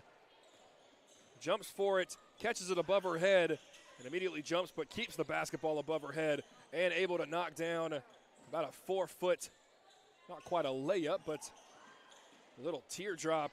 And in transition, the Tigers can't capitalize. Rayleigh Langford now down low to Peyton Lakeman. Her shot is swatted, and that will go out of bounds after it was trying to be saved by a couple of Tigers. But it will be the Warriors to inbound just about even with the top of the key three-point line with just under 90 seconds to play. Crocker now to Henderson, and Henderson is going to get called for the reach-in foul after turning the basketball over. 65-25, a 40-point contest here inside Sanford Gymnasium. And it all started in those first 5 or 6 minutes for Lee Scott in the first, where, my goodness, you felt like everything that they threw at the net didn't even think about hitting the rim. The offensive efficiency as Charlie Huddleston almost gets a steal, instead knocks it out of bounds.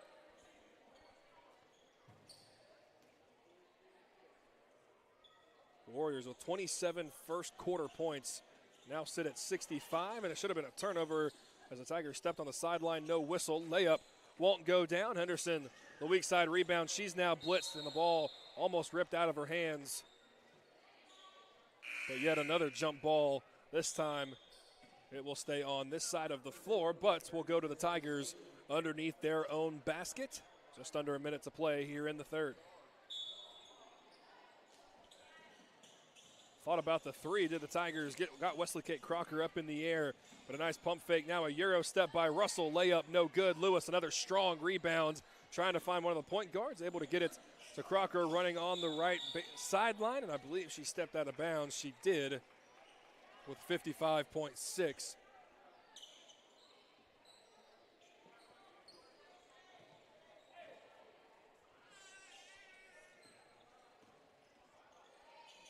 Tigers cross half court with 50 seconds to play in the third quarter. Henderson almost gets a steal at half court. Instead, will let the Tigers run all the way back almost to the three-point line to gather their own. Could be a moving screen, no whistle as Henderson went to the floor. Instead gets stolen by Sutton Lewis. Pass down low to Crocker, and she's going to head to the line to shoot a couple.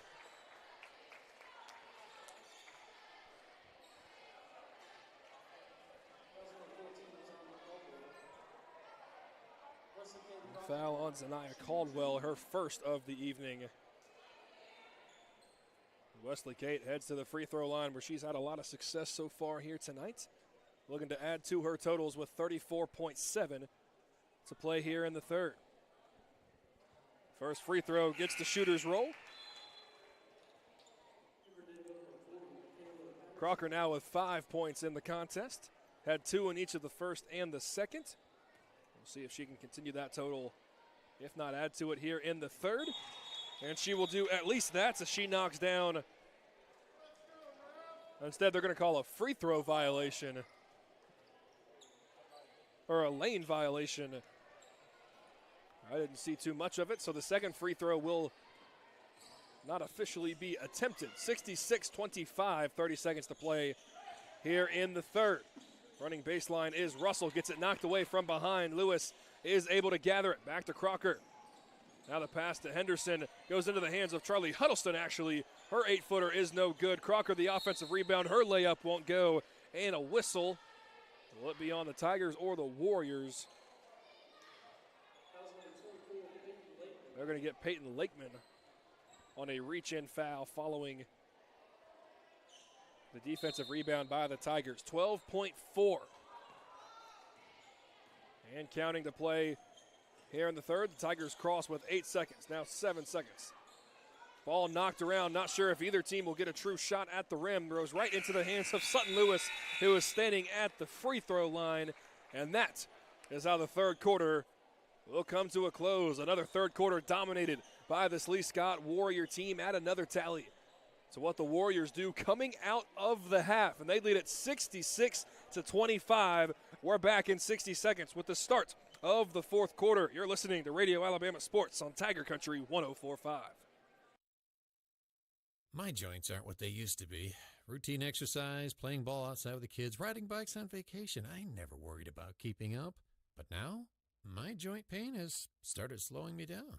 I decided to make an appointment with the Orthopedic Clinic. Their surgical partners had the experience, technology, and personalized approach to care that I was looking for. Best of all, it was close to home. I'm thankful I chose the Orthopedic Clinic. Don't let joint pain slow you down. Visit theorthoclinic.com and schedule your appointment today. Four Seasons Federal Credit Union. Homegrown and member-owned. We love our members love us. Oh yes, ever since I got off active duty, they have helped me. I would recommend to anyone, if you really want to get your finances in order, come and see for yourself. I promise you, they will help you get on the path to financial freedom. Four Seasons Federal Credit Union with 2 local branches. Membership eligibility required. Accounts federally insured by the National Credit Union Administration.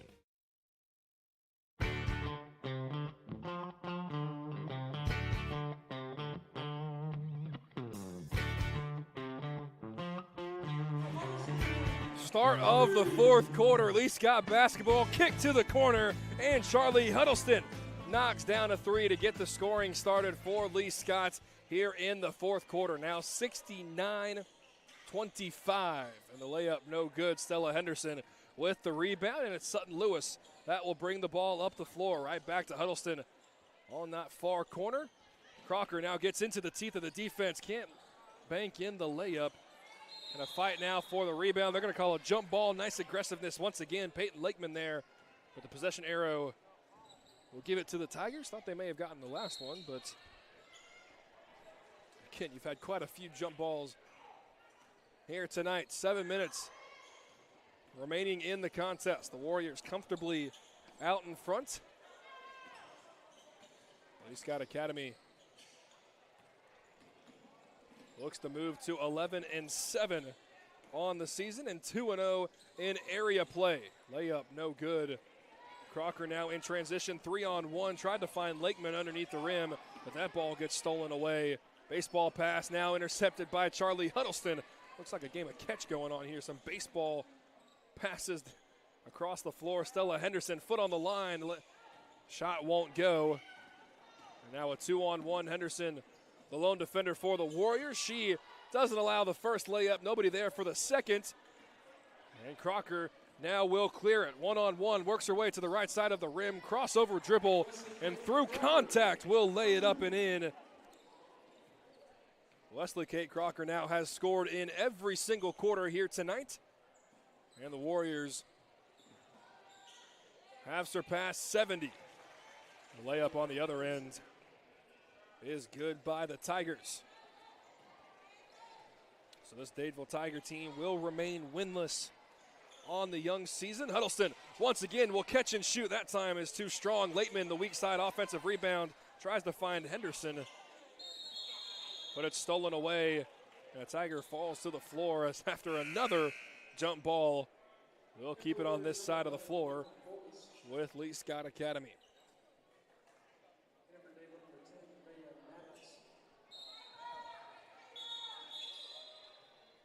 Lee Scott inbounded the basketball, but some subs for the Tigers. There were 6 ladies on the floor. Lewis inbounds the basketball. Wesley Kate Crocker, the 6-footer, goes down. Back-to-back buckets for the freshman guard, 73-27. Tigers now in the front court, and a travel. We'll give it back to the Warriors. We appreciate everybody for being here with us on Tiger Country 104.5, tigercountry.net, that Radio Alabama app, the YouTube, Facebook live stream as well, wherever you're tuned in from. We appreciate it and appreciate your support as you've given all season long of Lee Scott basketball. Crocker now at the top of the key. Bounce pass to Sutton Lewis. Her 3 is too strong. Huddleston there for the offensive rebound. Now to Forbes. Her 18-footer. That one too strong. Looked good from here, but couldn't go down. And the long rebound for the Tigers. They go in transition. Does number 10, Nivea Maddox, but can't get the layup to go. Sutton Lewis with the rebound. Now Crocker. Now back to Huddleston. Her 3 well too strong. But Henderson able to save it from going out of bounds. Forbes, now Lewis. Now Crocker at the top of the key. Line drive 3 off the back iron. Had a couple good looks, did the Warriors, but couldn't find the bottom of the net. 3:45 to play in the contest, and a reach-in foul. I believe they're going to get Crocker. They will. Her second foul, only the first team foul, however, in the fourth quarter for Lee Scott.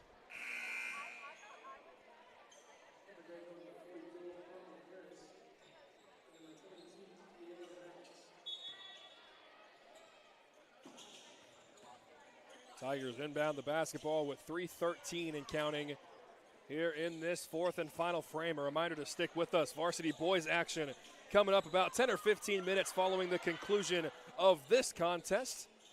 A couple looks at the rim, but the Tigers couldn't convert. Now it's Huddleston who has it. Now down low to Crocker. Right-handed layup from the left side is good. Wesley Kate now with 6 in the fourth quarter alone. She has 11 in the contest. She is now one of 3 Warriors in double figures as Stella Henderson gets a steal. Now Crocker will take it all the way, and the right-handed layup is good. The Wesley Kate Crocker fourth quarter. She's got 8 in the fourth. Warriors fall asleep, and the right block layup is no good. Charlie Huddleston now will take it coast to coast, and her shot from the left block is good. A whistle is blown. I believe they're going to call an off-ball foul on the Tigers, as it was Crocker who set the screen for Huddleston.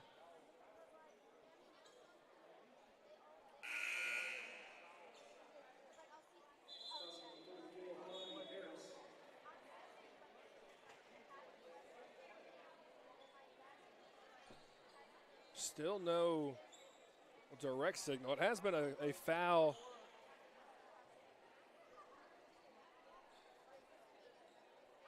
on the Tigers, but it shouldn't be free throws. It should just be Warrior basketball under their baskets. And after a brief discussion,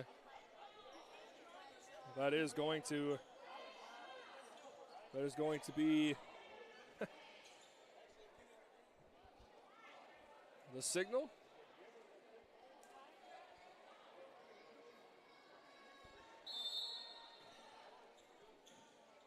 Inbound goes to Huddleston. 15-foot baseline jumper is no good. Another fight for the basketball. Another jump ball, but this time it will go in favor of Dadeville. 79-27. Lee Scott comfortably out in front here tonight as we approach 60 seconds to play.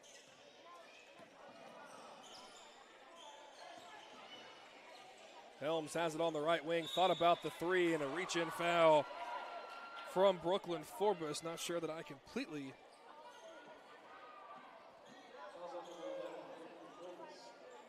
agree with the call, but the clock continuing to run, 45 seconds and counting.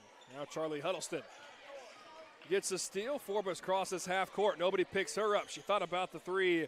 Huddleston now will work her way inside the three. The shot may have been blocked, and the Tigers will clear the rebound with 25 seconds. Cooper drives her way through contact. No whistle. Lewis with the defensive rebound. 17 seconds. Crocker now down low. Right-handed layup. The shot goes up, but she is fouled, so she will head to the line to shoot a couple. And the clock will stop at 5.2 to allow Crocker to shoot the final free throws of the contest. First free throw is no good.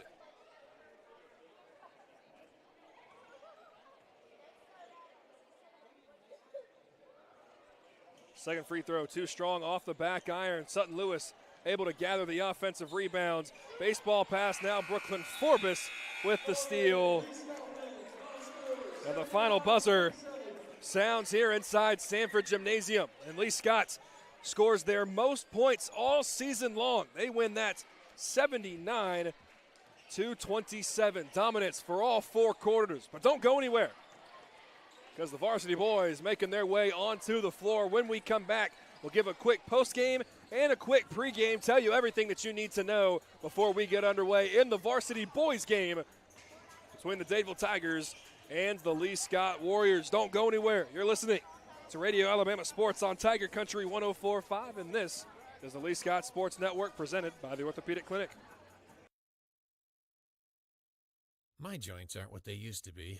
Routine exercise, playing ball outside with the kids, riding bikes on vacation. I never worried about keeping up. But now, my joint pain has started slowing me down. I decided to make an appointment with the Orthopedic Clinic. Their surgical partners had the experience, technology, and personalized approach to care that I was looking for. Best of all, it was close to home. I'm thankful I chose the Orthopedic Clinic. Don't let joint pain slow you down. Visit theorthoclinic.com and schedule your appointment today. 1907. Auburn had no paved roads, no local newspaper, a few automobiles, very little electricity or indoor plumbing, and one bank. Auburn Bank. For all these years, we've had a part in shaping and serving Auburn, Opelika, and East Alabama, a steadfast partner to our customers, meeting financial needs at just the right times. How do we know our community so well? Because we've grown up together. Auburn Bank, champions of you. Member FDIC, online at auburnbank.com. Hey guys, this is Tyler Reynolds with Reynolds Outdoors. Fall is right around the corner, which means hunting season will be on us before you know it. We are now carrying some of the best-known archery brand names like Matthews and PSC to go along with our well-stocked supply of firearms we have always been known for. And did you know we are the largest dealer of box blinds in Alabama, carrying popular brand names like Redneck and Banks? Don't forget, we carry Sitka, Bandit, and Drake apparel as well. Come see us today to meet all of your fall hunting needs. Located on Geneva Street in Opelika. Hi, this is Tyler with Gutter Pro. Around here, we believe details make the difference. That's why we're the premier choice for custom seamless gutter systems and leaf protection for both homes and businesses. No matter what kind of gutter you need, we do it all. From seamless installs to custom finishes, our work is built to last and tailored to your style. So don't settle for less. Leave it to the pros at Gutter Pro. Check us out today at gutterprosolutions.com. That's gutterprosolutions.com. Experience and knowledge from the pros. Russell Do-It Center at Building Supply. Russell Building Supply is your hometown home improvement store. You'll find what you need when you need it. And as a Russell Rewards member, you'll be in the know about monthly specials and exclusive offers. Russell Building Supply, East University in Auburn, across from Cary Creek Publix. Experience and knowledge from the pros. Russell Do-It Center at Building Supply. The Goose Performing Arts Center at Auburn University is Alabama's premier destination for the arts, bringing you the very best of Broadway, dance, music, and more. Learn more about upcoming performances and see the calendar of events online at gougecenter.auburn.edu. That's GOGUE center.auburn.edu. Or call the box office 334-844-TIXS. My joints aren't what they used to be. Routine exercise, playing ball outside with the kids, riding bikes on vacation. I never worried about keeping up. But now, my joint pain has started slowing me down. I decided to make an appointment with the Orthopedic Clinic. Their surgical partners had the experience, technology, and personalized approach to care that I was looking for. Best of all, it was close to home. I'm thankful I chose the Orthopedic Clinic. Don't let joint pain slow you down. Visit theorthoclinic.com and schedule your appointment today. Mountain High Outfitters is helping you gear up for cooler weather with new styles and colors in downtown Auburn. From fan favorites in footwear like Hoka, On, Ultra, Brooks, New Balance, and Birkenstock, Mountain High Outfitters offers the largest footwear selection in Auburn. Plus, find those hard-to-get apparel brands like Aviator Nation, Gold Hinge, Yori, Local Boy, and Free People Movement. Don't forget our new trucker hats from Good Old Boy, Gorin Brothers, and American Needle. Come visit Mountain High Outfitters next to Taziki's on South College in the heart of Auburn.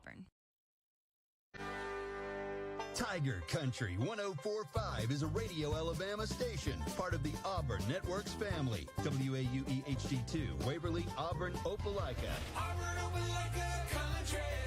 Tiger Country 104.5.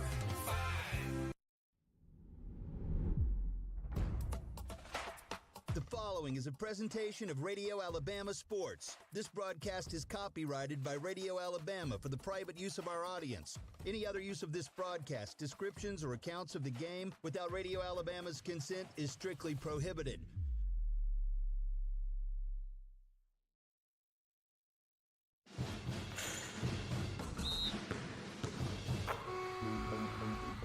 Lee Scott Academy Basketball is on Tiger Country 104.5. Presented by the Orthopedic Clinic, Goodge Performing Arts Center, Mountain High Outfitters, and Russell Building Supply. Also brought to you by Auburn Bank, Gutter Pro, Advanced Graphics, Auburn Express Towing, and Four Seasons Federal Credit Union. Now, live from courtside, here's the voice of Lee Scott Academy Basketball, Christian Griffin.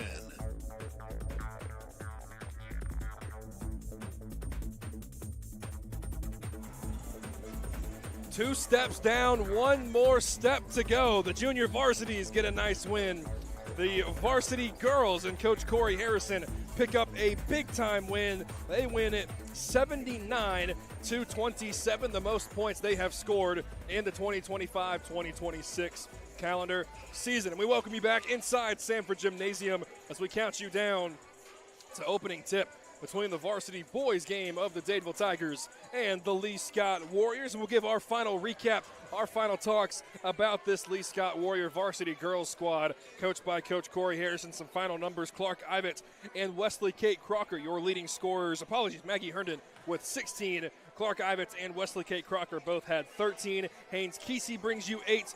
Charlie Huddleston gives you 8. Rayleigh Langford with 6. Sydney Dunlap with 3.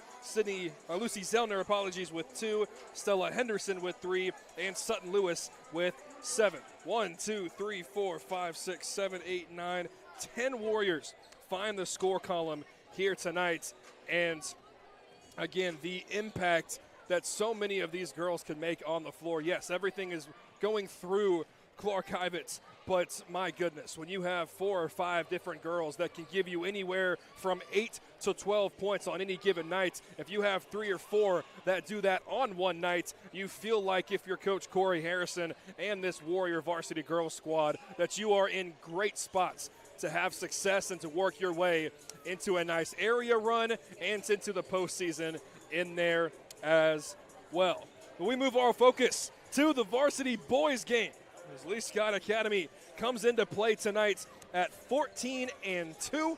They have won 10 straight contests, including a lot of big games inside Sanford Gymnasium, with last Monday's being a 61-33 win over Elmore County. And again, that score was nowhere close to indicative of how dominant the Warriors' win was, but very similar to what we talked about in the varsity girls game. In the varsity boys game, didn't necessarily have the cleanliness, didn't necessarily have the type of flow that you like to see with this Coach Warrior, with this squad coached by William Johnson. It's a team that loves to get up and down the floor, and you did see that, but you didn't necessarily see too many shots from outside falling, a couple of uncostly or uncharacteristic turnovers that ended up costing you in the time being. Ultimately, nothing major in the score column, but you'd love to see this Warrior squad, just like Coach Corey Harrison's varsity girls squad did, find a way to continue to repeat what you've been doing,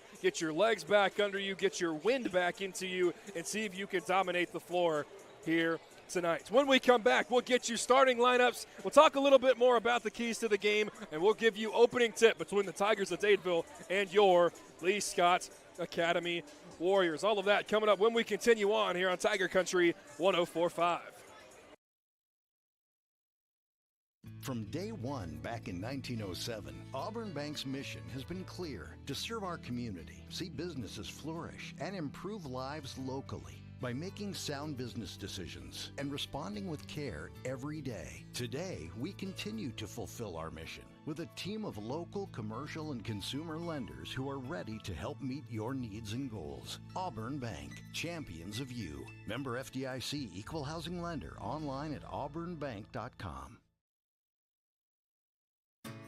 Hi, this is Tyler with Gutter Pro. Around here, we believe details make the difference. That's why we're the premier choice for custom seamless gutter systems and leak protection for both homes and businesses. No matter what kind of gutter you need, we do it all. From seamless installs to custom finishes, our work is built to last and tailored to your style. So don't settle for less. Leave it to the pros at Gutter Pro. Check us out today at gutterprosolutions.com. That's gutterprosolutions.com.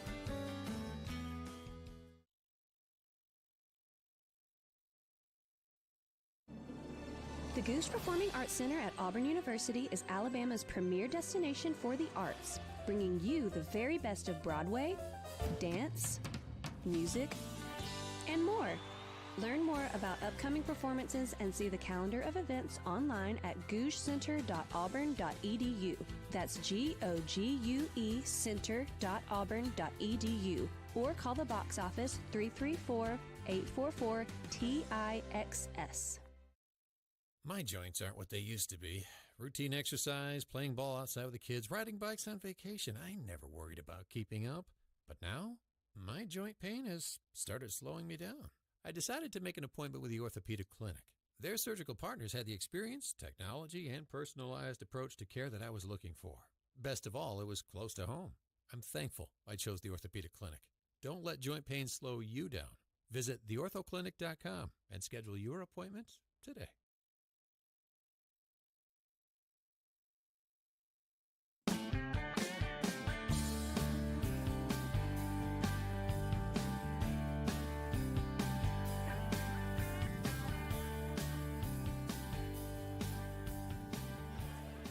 Back here inside Sanford Gymnasium, counting down the minutes until we get you underway between Dadeville and Lee Scott Academy. Again, this Warrior team comes into play tonight, 14-2, winners in 10 straight. And again, most importantly, very similar to the varsity girls. The varsity boys come into play tonight at 1-0 in area play, looking to pick up their second win here tonight inside Sanford Gymnasium. We'll get you those starting lineups here in just a little bit, but taking a look at just the team stats overall. It's led by Hayden Harper, averages 15 points a contest. William Lyles right behind him, averaging just over 10. Chapman Harris, Gray, Haley, Barrett, Cook, all in there right around that 7-point range. Again, very similar to the varsity girls. You're led by one main scorer, but just about anybody can give you 10 to 15 points a night. And man, if you have not seen this Lee Scott Warrior team, they get up and down the floor faster than just about anybody, faster than I've seen anybody play at the high school level. William Lyles leads the rebounding category, averaging over 5.5 a game. Hayden Harper right in there with 5. Barrett Cook with 4. Gray Haley with 4. Hayden Harper also the leading assist man, averaging right around 4 in there as well. This team averages 66 points per game, 35 rebounds, 14 assists. They steal the ball 10 times, only 2.5 blocks. But again, right around that from blocks to steals, right in there even at 13 turnovers per contest. It's a team that shoots 52% from two-point land and 30% from 3. So it's a team that shoots streaky from 3, but it's not necessarily what you want to see every single time. But my goodness, you feel like there's times, especially here at home inside Sanford Gymnasium, when from 3, this Warrior team is lights out.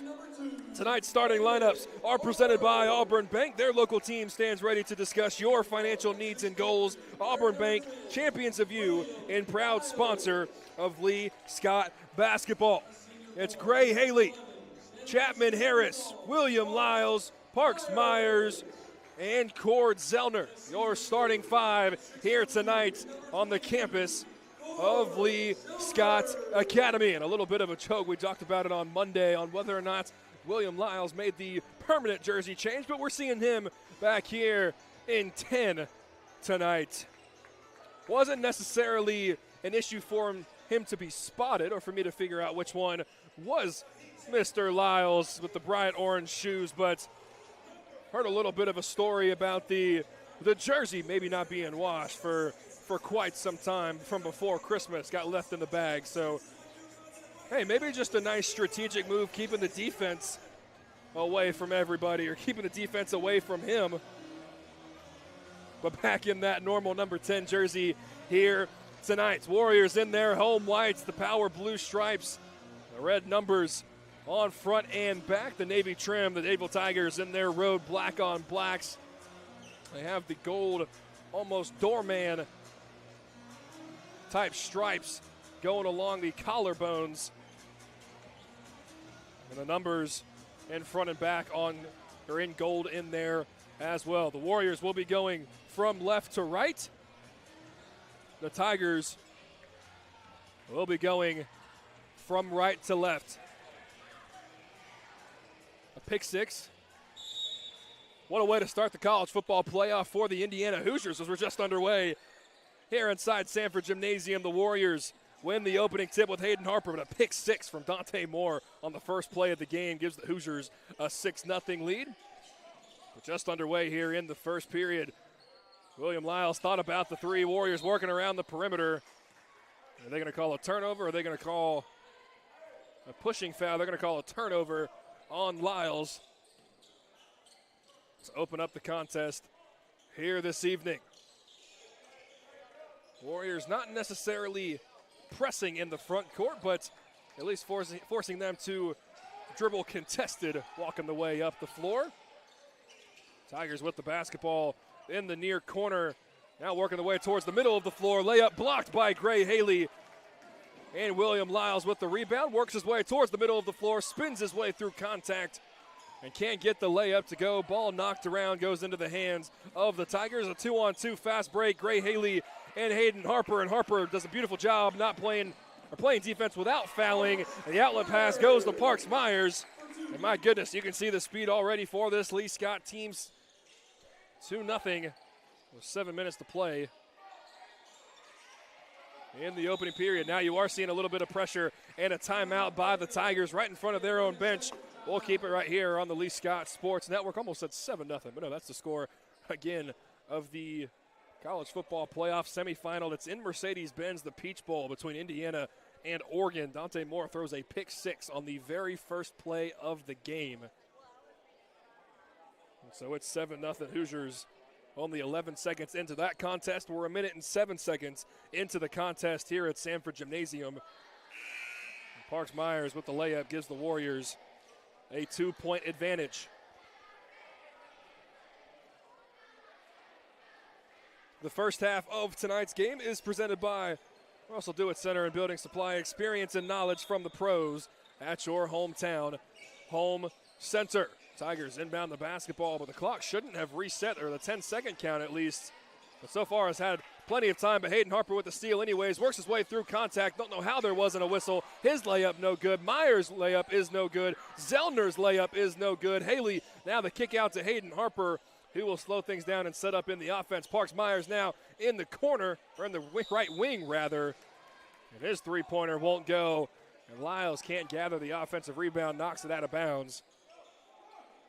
It'll be Tiger basketball. I feel like that was the story of Monday night, especially on the right side of the rim, as Hayden Harper gets the steal following the inbounds. The layup won't go. Lyles, the offensive rebound, and kicks it out to Cord Zellner. Parks Myers, now the bounce pass. Hayden Harper thought about the catch and shoot three in the far corner. Instead, Myers will set things up at the volleyball line. Will Lyles works his way through contact. Hayden Harper this time will take it in the far corner, but can't make it. The weak side rebound is with Mr. Orange Shoes, William Lyles. He'll now dribble towards the right, and he pulls it from deep and leaves it well short. Coach William Johnson, hands on the head early as he had a couple good looks, couldn't get anything to fall. And it feels like after that you had a couple settle shots that couldn't find the bottom of the net. 2-0 Lee Scott Academy. Now a wide open three in the far corner. And the Tigers are able to knock it down. Apologies, I do not have an official correct roster and was not given one, only with first names and no numbers. So they will be the Tigers for a majority of the night. The three-pointer no good for Lee Scott. It goes out of bounds. Tiger basketball with 5.5 to play here in this opening period. 3-2. Dadeville with the lead. Should be a 5-second violation. No call. Parks Myers able to gather the steal. Euro steps his way through contact and will head to the line to shoot a couple.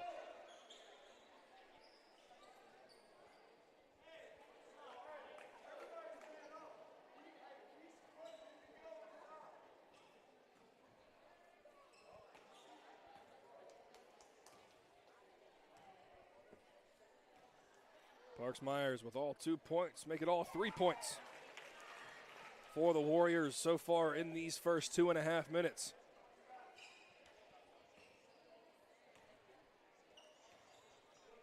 Couple of dribbles, a spin for Parks. The second free throw hits every part of the rim and the backboard, but won't go down. Again, continuing that conversation, this is a story of Monday night as the Warriors get another steal.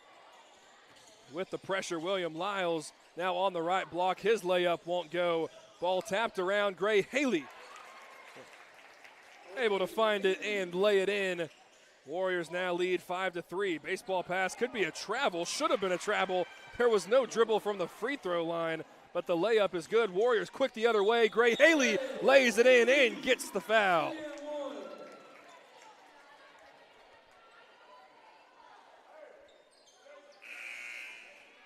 Something you see with this Lee Scott Warrior team. The other team scores in transition. This Warrior team takes the ball out of the net and inbounds the ball faster than everybody, and it's not necessarily a point guard in Hayden Harper or Gray Haley, or now you see Wyatt Watley checking into the game. Gets the inbound and puts his head down. They love getting the basketball and just outletting it to just about half court, if not even further than that.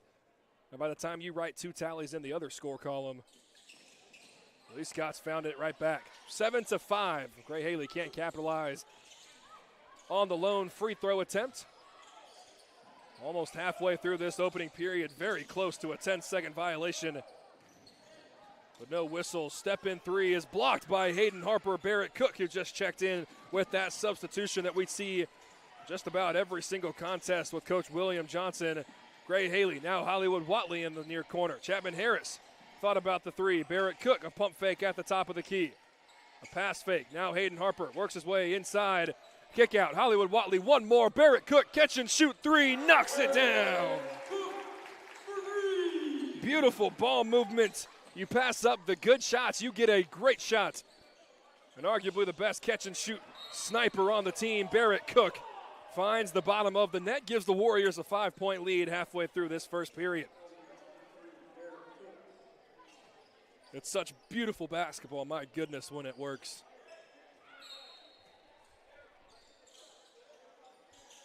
Ten to 5, Gray Haley gambles, can't steal the inbounds.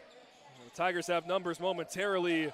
A pump fake gets Barrett Cook in the air. The blow by, the layup, no good. Tapped around goes to Gray Haley with 3:54 to play in the opening frame. Chapman Harris now bobbles it, has it at his feet. Hayden Harper works his way baseline, behind the back dribble. Now towards the middle of the floor. Now back to the right. Now back to Barrett Cook in the near corner. Gray Haley through contact, gets it up, and will head to the line to shoot a pair. Lee Scott not settling anymore from behind the three-point line. You're seeing paint touches, you're seeing aggressiveness, and you're seeing this team get to the free throw line, where they only shoot right around 59%, but again, a nice way to kind of work your way into the basketball game, especially when some of the other things aren't necessarily working. Gray Haley adds his 5th point of the evening.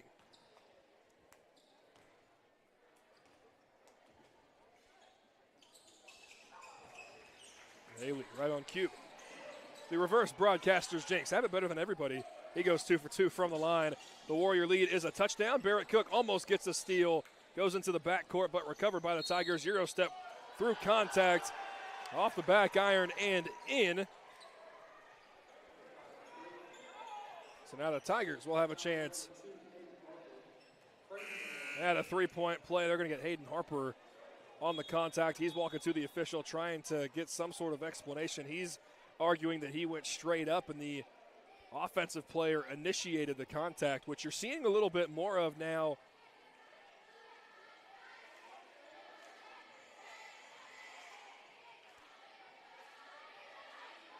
Of the officials letting that play out.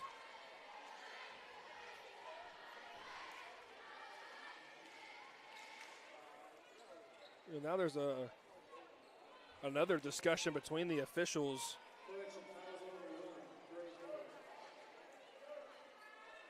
And they're going to correct the foul to be on Gray Haley. I think that was what the discussion was, saying that maybe Hayden Harper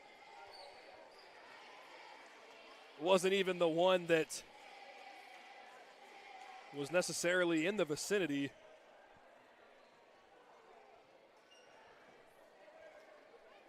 A couple things that we don't know, but the things that we do know is the layup was good. There was a foul. And we will see one free throw from the Tigers, and he knocks it down. 12-8. Now your score here. The Tigers setting up a little bit of pressure. Warriors break it easily. Hayden Harper playing at the rim, lays it in with the left hand. Harper's first points here tonight. The lead back to 6, and now a very, very quick 5-second violation. We'll give the ball back to Lee Scott Academy, and the head coach for Dadeville doesn't necessarily agree. He got heated in the JV game as well. We'll see if cooler heads can prevail. Hayden Harper gets the inbounds. Thought about the three out to Chapman Harris at the top of the key. Warriors didn't like the spacing. Now to William Lyles at the free throw line. Now Hayden Harper, his catch and shoot three, finds the bottom of the net. Hayden Harper with a 5-0 run. The Tigers now having trouble inbounding the basketball. They're going to have to burn yet another timeout. Just like that, the Warriors have extended their lead to 9. They lead at 17-8. We will keep it right here on the Lee Scott Sports Network. But while we have a moment, let's pause for station identification here on the Lee Scott Sports Network on Tiger Country 104.5. Tiger Country 104.5 is a Radio Alabama station, part of the Auburn Networks family. WAUE HD2, Waverly, Auburn, Opelika. Auburn, Opelika Country. Tiger Country 104.5. 17-8 as we now get a replay of the interception. Oh, yeah, just staring down the opponent, or staring down his receiver, rather, was Dante Moore. Oregon driving just a little bit. Again, we'll give you updates from that game as we go along, but 17-8 here in this contest. The full court pass with the Tigers has it down low. May have been partially blocked by Barrett Cook. Hollywood Watley with the rebound. Now Hayden Harper behind the back dribble at the top of the key. Kicks it to Watley. Now out to Chapman Harris. His catch and shoot three is too strong. The ball knocked out of bounds by William Lyles. It'll be Tiger basketball with 2:41 to play here in this opening frame. The Warriors now setting up that full court pressure once again. Tigers able to break it rather easily, but an uncostly, unnecessary turnover, or a costly, unnecessary turnover as it goes right through the hands of the Tigers standing at the three-point line. Parks Myers will check in for Hayden Harper. Harper was scoreless the first 4 minutes or so of that first period, but had back-to-back buckets. He has 5. Parks Myers now doing some of the point guard duties. Chapman Harris, a pump fake, blow by, kick out. Hollywood Watley banks in the triple and turns back towards the bench with a smile. A little bit of a shrug in there as well. Now steals the inbounds pass, tries to throw it off of a Tiger, but they're going to say that he stepped on the sideline. Wyatt Watley. What better angle, right? The left wing banking in the three. Gives the Warriors a lead by a dozen. 2 minutes to play here in the opening frame. The Tigers trying to show off their speed. Blocked by William Lyles. It'll stay on this side of the floor. Again, apologies. I do not have names or numbers for the individual Dadeville players, so every player is the Tigers here tonight. Elbow jumper, maybe a step inside, is too strong off the back iron, and Lyles will clear it. He tries to go coast to coast, but a reach-in foul at center court. That is the 4th team foul for Dadeville. So for the final 2 minutes of the first quarter, any common foul, Lee Scott will shoot free throws. Lyles gets blitzed on the left wing. The ball gets knocked out of bounds. You can hear Coach William Johnson say, expect it. It's already happened tonight. Lyles, now the cross-court pass to Chapman Harris. Has it on the far corner, works his way through contact. Not sure how there wasn't a whistle. Layup doesn't go. Lyles, the offensive rebound. He throws it up with the right hand. It won't go. He gets it back again. Kick out. Parks Myers thought about the three. He works his way. The strong left hand, and now the Warriors will head back to the free throw line. Oh, my goodness, they called a jump ball. You could hear the contact on the arm from here, but instead a jump ball gives it to Dadeville, trailing by 12, 90 seconds to play. Thought about the three on the right wing. Now we'll take it at the top of the key, nothing but air, and it bounces on the baseline. And now the the elementary school section will let him hear about it a little bit. And after throwing the pick six, Oregon responds. Now a PAT away from tying it up. Parks Myers will work his way into the paint and draw contact. I believe it will be a foul on the floor, but that being the 5th team foul here in the first quarter, will send him to the line regardless. So after throwing a pick six on the first play, Oregon with a 14-play, 75-yard touchdown drive, eating up half the first quarter. First free throw from Parks Myers is no good.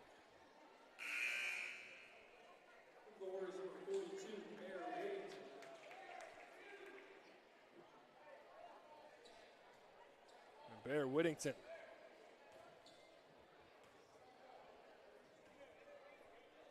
Will check in. The second free throw from Myers is good. He now has 4. And I don't believe the Tigers ever inbounded the basketball. And I don't know if I've ever seen that before, unless I was looking down and there was a very, very quick inbound. I did not see one. But the layup good on their end. Warriors quick in transition. Myers thought about the 3 in the far corner. Now overhead pass. Watley again. He knocks it down again. Hollywood Watley back-to-back triples here in this first period. The Warrior lead is 14. And now they're going to get Parks Myers, I believe, on a foul from behind.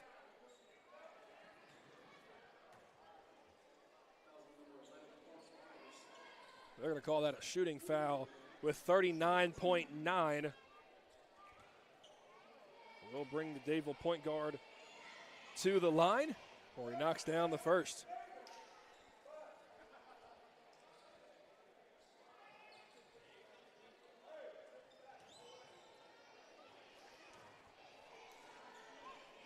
The second free throw is too strong.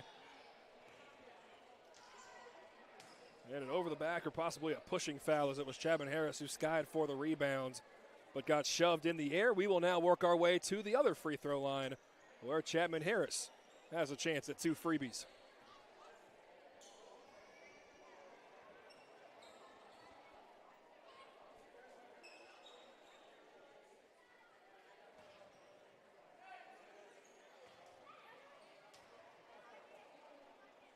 The first free throw from Chapman, can't find the bottom of the net.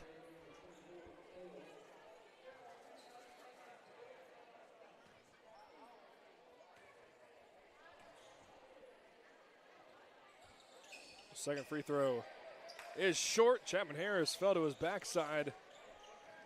But an 0 for 2 trip. Keeps the lead at 13 for the time being. And almost a turnover now is a turnover. Chapman Harris gets the steal.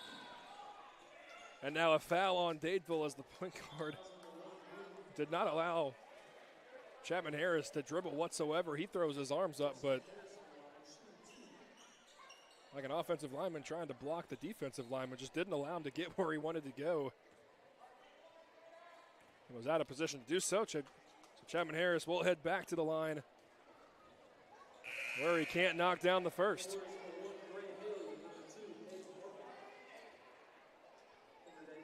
Coach William Johnson from the far end of the floor telling him to stay in his free throws. Meaning get in your legs, hold the follow through. And right on cue, he knocks it down.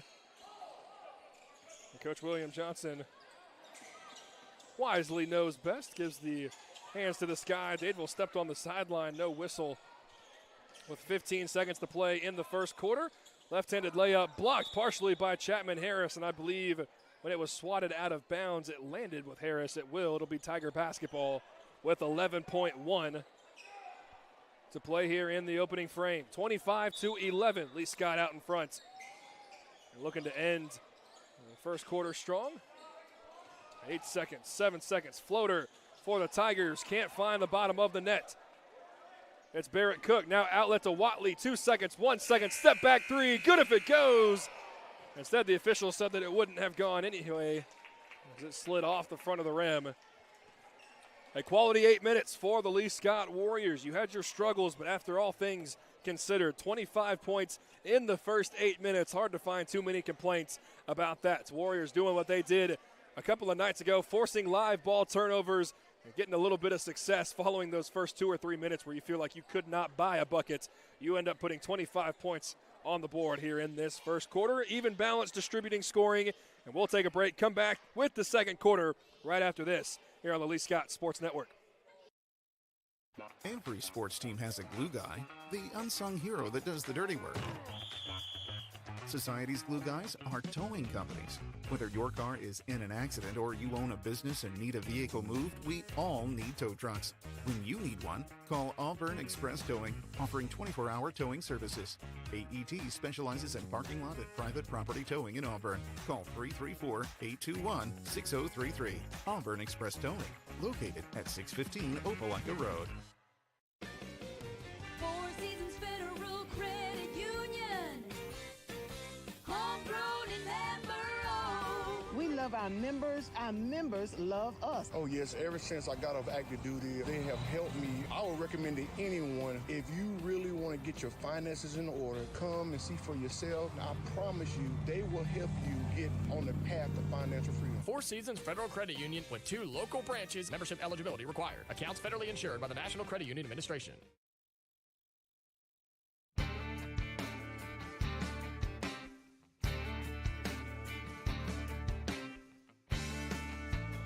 Start of the second quarter here on the Lee Scott Sports Network. William Lyles 3 won't go, but the offensive rebound, kick out to Hayden Harper. His triple finds the bottom of the net, his second three-pointer of the night. And now the Warriors with a steal. Gray Haley out in transition, left-handed layup, won't go. And now the Tigers with a 2-on-1 break. Lyles is quickly there back. Cord Zellner, nice defense without fouling, but a tough right-handed layup. Trims the lead back to 15. Hayden Harper between the legs dribble across half court. Lyles now at the top of the key. His pass to Hayden Harper almost gets intercepted, knocked out of bounds, and they will say that it goes out on Hayden Harper as he tried to reach his hand in there and gather the basketball.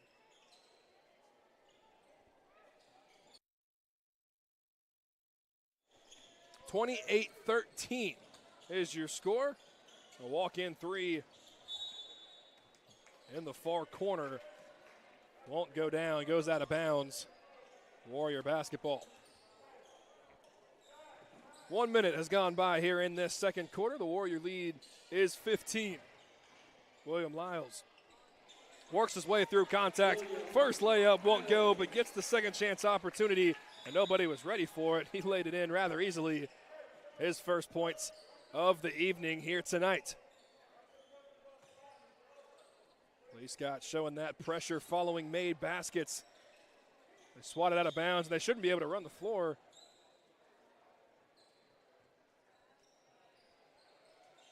That should be a turnover.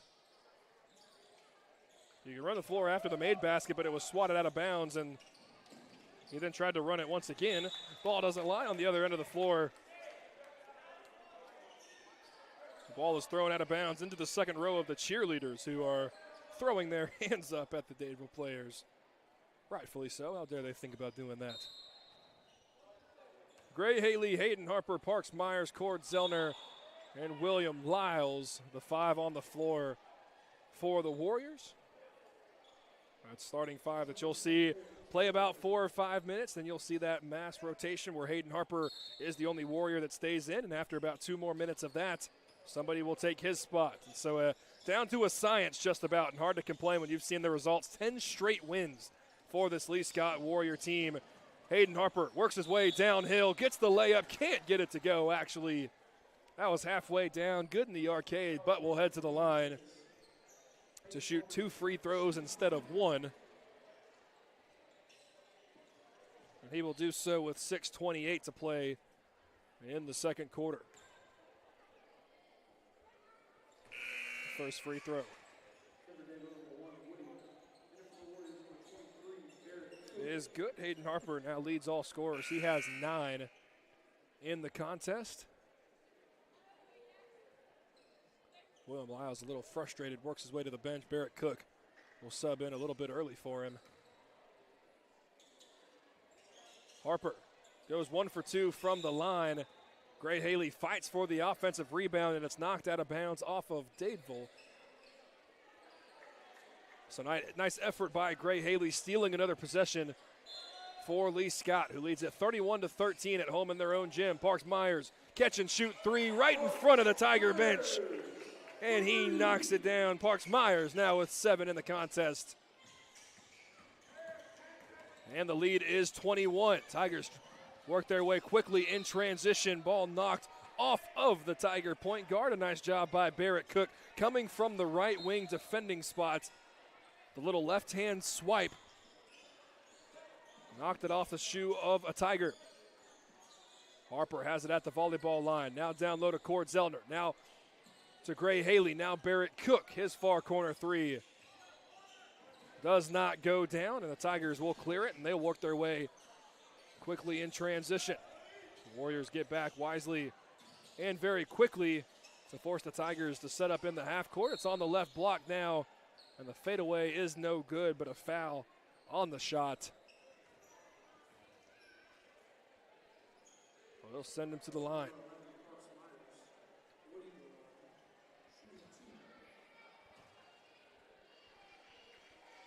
The first free throw rattles in and out. Chapman Harris will sub in for Parks Myers. And a shout out to our wonderful PA announcer, Davis McIsaac, who is having about as much fun as I am announcing the individual players, as he is calling them by the nickname or whatever it was that we were given. Ball knocked around here in the half court. Gray Haley recovers it on the right wing. Euro step in the drive. Euro steps his way through the lane on the drive. The layup won't go. And now Gray Haley, a frustration foul. Tried to get a poke steal from behind.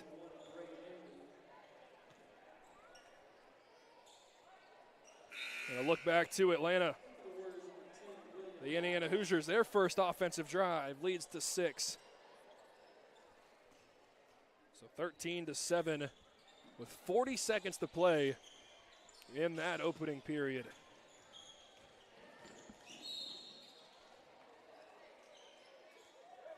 Chapman Harris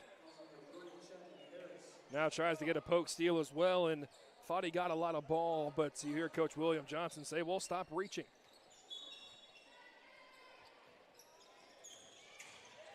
Tigers work their way down low. Barrett Cook got a piece of the basketball. William Lyles able to recover. Hayden Harper blazes through the defense and lays it in with the left hand. He now has 6 in the second quarter alone. He has 11 in the contest. Quick in transition. Catch and shoot 3 on the right wing is no good. Chapman Harris now outlet to Hayden Harper. Works his way through the middle of the floor. Protects the basketball like a football. And through contact lays it in with the right hand. Plus gets the whistle. Gets the chance at another one.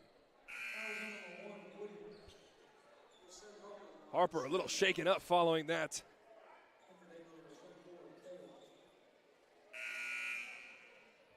His version of the rock the baby. Again, has it with his right hand. And doesn't necessarily use both hands to cover it up, but working his way through the middle of the floor. Brought it to his left tip, then brought it back out to his right. And Hayden Harper completes the three-point play. He now has 14 of the 39, and the Warrior lead is 26 halfway through this second quarter. Tigers have it on the right wing, now into the short corner. Kick out, left wing 3, contested by William Lyles. It's well short. Lyles may have gotten a piece of it. Barrett Cook the rebound. Now outlet to Chapman Harris. His running floater kisses it off the window. Chapman Harris, his first points of the evening, and the Warriors continue to pile on here in the second. Max Shiver, forgot to mention, checked into the game on that Hayden Harper free throw. Nice defense by William Lyles. The 8-footer by the Tigers is no good. Chapman Harris will clear it. Driving with the left hand, now cross back over with his right. William Lyles has it now down low. Max Shiver. They tried to kick it out to Barrett Cook rather than just going up with it. Barrett Cook swats the basketball out of bounds over the scorer's table. Coach William Johnson throws his arms up, saying, "Shoot it."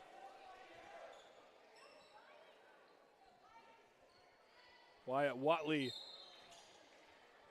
will check in for Hayden Harper. So Watley, Cook, Harris, Lyles, and Shiver are the 5 on the floor for Lee Scott Academy. 4 minutes to play in the second quarter. And another unforced error on the Tigers. The ball just goes right through the hands. And goes out of bounds. Quick in transition. Barrett Cook, the catch and shoot three. I guess not transition, but the Tigers didn't get back on their side of the floor, so it looked like transition. And now a foul as the Warriors tried to set up a little bit of a trap. They're going to get William Lyles on the reach from behind. That's the fourth team foul for the Warriors here in this second quarter. Barrett Cook guarding the basketball across half court, now down to the volleyball timeline. Now to the volleyball line. One pass and a wild contested a shot. Well too strong. And it will go out of bounds. Warrior basketball.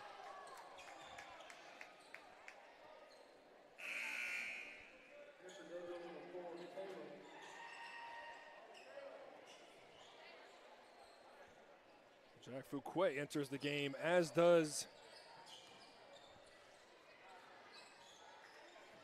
I believe that's Neil. It is Neil Reams. Watley with the basketball, left-handed pass to Barrett Cook. Thought about the three. Chapman Harris now on the right wing. He'll work his way through contact. Reams back to Hollywood. His far corner triple. He knocks it down. Wyatt Watley, his third triple of the afternoon. And the Warrior lead is 31, approaching 3 minutes to play here in the second. Confidence oozing out of Hollywood Watley right now, and another unforced error. That one maybe had a little bit of pressure to it, but still not much. Another turnover. Hollywood Watley thought about the heat check three. Chapman Harris was trying to give it to him. Fuquay has it. Now back to Watley. Now to Cook in the far, or the near corner rather. Chapman Harris thought about the three. One more to Fuquay. He works his way to the short corner. Now to Neil Reams. Now back to Watley. A little pump fake, works his way through contact. Barrett Cook, his catch and shoot triple. Oh man, couldn't get it to go. Offensive rebound is with Watley. Out to Fuquay. One dribble, pull up. He knocks it down and looks at the defender as he walks back to his side of the floor. One shot, one making a triple. A tough shot from Fuquay, but he knocks it down, and a baseball pass sails out of bounds over to the scorer's table. The ball movement for Lee Scott here tonight is so satisfying to watch. Even the shots that aren't going down, you feel like just because it's that extra pass, it has to go down. And then just winning the 50-50 balls is so rewarding for this Lee Scott team. Fuquay has it on the right wing. Now Chapman Harris. He works his way into the paint, gets a paint touch, throws it up with the left hand, can't get it to go, fight for the rebound, and he's the one that swats it out of bounds with 1:55 to play here in the second quarter. 47-13. Warriors have almost surpassed 50 points here in this first half. My goodness. And now Wyatt Watley's going to get called for the reach-in foul. I believe that will send the Tigers to the free throw line at will with 1:48 to play here in the second.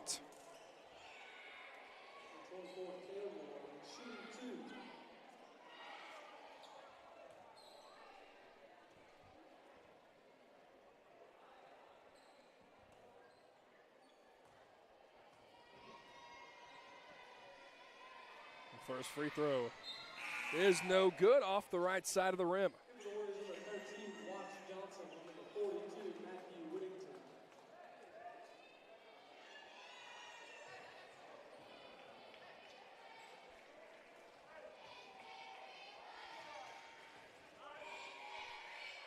The second free throw can't rattle home, and Whittington with the rebound. Watch Johnson now into the game. He has it on the right wing. Now Wyatt Watley, Hollywood, catch and shoot once again. That time it's too strong. But Fuquay, the weak side offensive rebound. Now down low to Whittington, and he's hacked on the way up. He will head to the line to shoot a couple. And at least got faithful, applauding the effort and the extra passes. And Mayor Whittington will head to the line to shoot a pair. First free throw is short off the front side of the rim.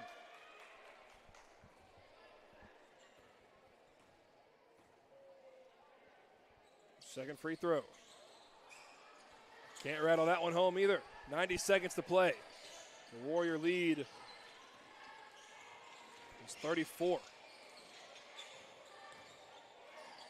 Warrior on ball pressure, forcing the Tigers offense to start well beyond the volleyball line. Layup is no good. Fuquay the rebounds. Watley has it on the left wing, works his way through contact, bounce pass to Whittington, left-handed layup is good. A beautiful pass from Watley. Show the goggles, and Whittington is on the board. His first points here of the evening come with a minute to play in the second quarter. Wash Johnson now gets a steal and a pushing foul from the Tigers. That will send Johnson to the free throw line with 53.3.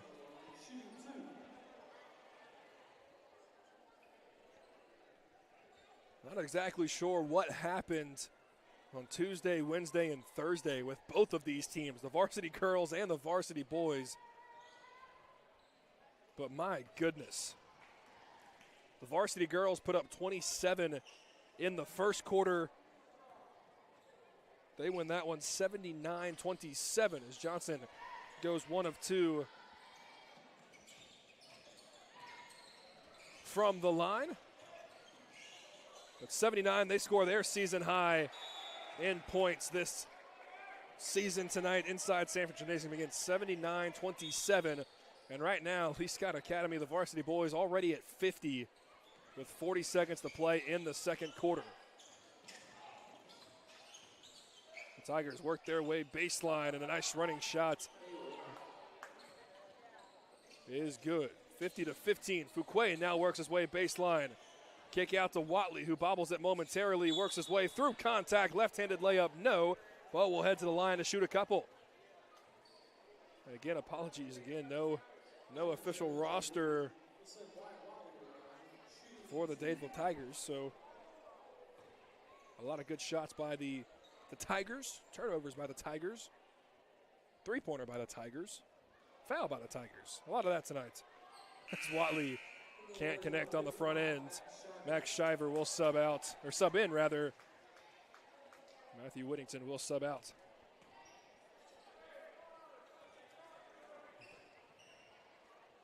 Second free throw from Watley goes down. 22 seconds to play here in this opening period, and now Wyatt Watley with the steal, a one-on-one, uses his body as a shield, throws it up with the right hand, and gets the bucket plus the foul. Wyatt Watley failing himself tonight here inside Sanford Gymnasium. He's got 12 already, looking to make it 13 here in this first half. He can't do so, however, the rebounds is fought for, actually goes into the hands of the Tigers with 8 seconds, 7 seconds, 6 in the half court, trying to find somebody open. 4 seconds. Work the way down low to the free throw line, and it's knocked out of bounds with 0.7. It's Warrior basketball. We'll see if they try and get some sort of shots. It's Wyatt Watley that will inbound. The baseball pass to Max Shiver, throws it up. It was good if it went, but he left it just short. And that is how the first half will come to a close. If only there was 0.7 instead of 0.6 a couple of nights ago in Neville Arena. But my goodness, what a first half inside Sanford Gymnasium tonight. The Lee Scott varsity boys well on their way to completing the 3-game sweep. Varsity or JV boys get a win. Varsity girls get a big-time win. And Coach William Johnson and the varsity boys out in front of the Dadeville Tigers, 53-15 through the first 16 minutes of play. When we come back, we'll welcome you in to the Orthopedic Clinic halftime report. We'll talk about how we got here, talk about some of the stats, talk about a little bit of the second half in there as well, and talk about what the Warriors need to do, not only tonight, but looking into the near future of continuing what is well on its way to being an 11-game win streak. 53-15 is your score at the halftime break. We're back with the Orthopedic Clinic halftime reports on the other side of this 2-minute break. My joints aren't what they used to be. Routine exercise, playing ball outside with the kids, riding bikes on vacation. I never worried about keeping up. But now, my joint pain has started slowing me down. I decided to make an appointment with the Orthopedic Clinic. Their surgical partners had the experience, technology, and personalized approach to care that I was looking for. Best of all, it was close to home. I'm thankful I chose the Orthopedic Clinic. Don't let joint pain slow you down. Visit theorthoclinic.com and schedule your appointment today. The Goose Performing Arts Center at Auburn University is Alabama's premier destination for the arts, bringing you the very best of Broadway, dance, music, and more. Learn more about upcoming performances and see the calendar of events online at gougecenter.auburn.edu. That's GOGUE center.auburn.edu. Or call the box office 334-844-TIXS. Every sports team has a glue guy, the unsung hero that does the dirty work. Society's glue guys are towing companies. Whether your car is in an accident or you own a business and need a vehicle moved, we all need tow trucks. When you need one, call Auburn Express Towing, offering 24-hour towing services. AET specializes in parking lot and private property towing in Auburn. Call 334-821-6033. Auburn Express Towing, located at 615 Opelika Road. Mountain High Outfitters is helping you gear up for cooler weather with new styles and colors in downtown Auburn. From fan favorites in footwear like Hoka, On, Ultra, Brooks, New Balance, and Birkenstock, Mountain High Outfitters offers the largest footwear selection in Auburn. Plus, find those hard-to-get apparel brands like Aviator Nation, Gold Hinge, Yori, Local Boy, and Free People Movement. Don't forget our new trucker hats from Good Old Boy, Gorin Brothers, and American Needle. Come visit Mountain High Outfitters next to Taziki's on South College in the heart of Auburn. Experience and knowledge from the pros. Russell Do-It Center and Building Supply. Russell Building Supply is your hometown home improvement store. You'll find what you need when you need it. And as a Russell Rewards member, you'll be in the know about monthly specials and exclusive offers. Russell Building Supply, East University in Auburn, across from Cary Creek Publix. Experience and knowledge from the pros. Russell Do-It Center and Building Supply. Hi, this is Tyler with Gutter Pro. Around here, we believe details make the difference. That's why we're the premier choice for custom seamless gutter systems and leak protection for both homes and businesses. No matter what kind of gutter you need, we do it all. From seamless installs to custom finishes, our work is built to last and tailored to your style. So don't settle for less. Leave it to the pros at Gutter Pro. Check us out today at gutterprosolutions.com. That's gutterprosolutions.com.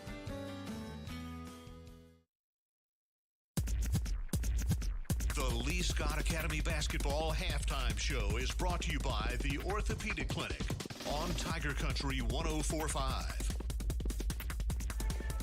53-15 is your score through 16 minutes of play. Lee Scott Academy comfortably out in front. And what is the start of a picture-perfect, beautiful weekend here in Auburn, Alabama. Maybe not with the weather, but with the amount of activities and the amount of sports going on. We'll give you some looks over to Atlanta here in just a little bit as well. But my goodness, Lee Scott Academy, 53 points in the first 16 minutes. And out here cruising into what should be their 11th straight.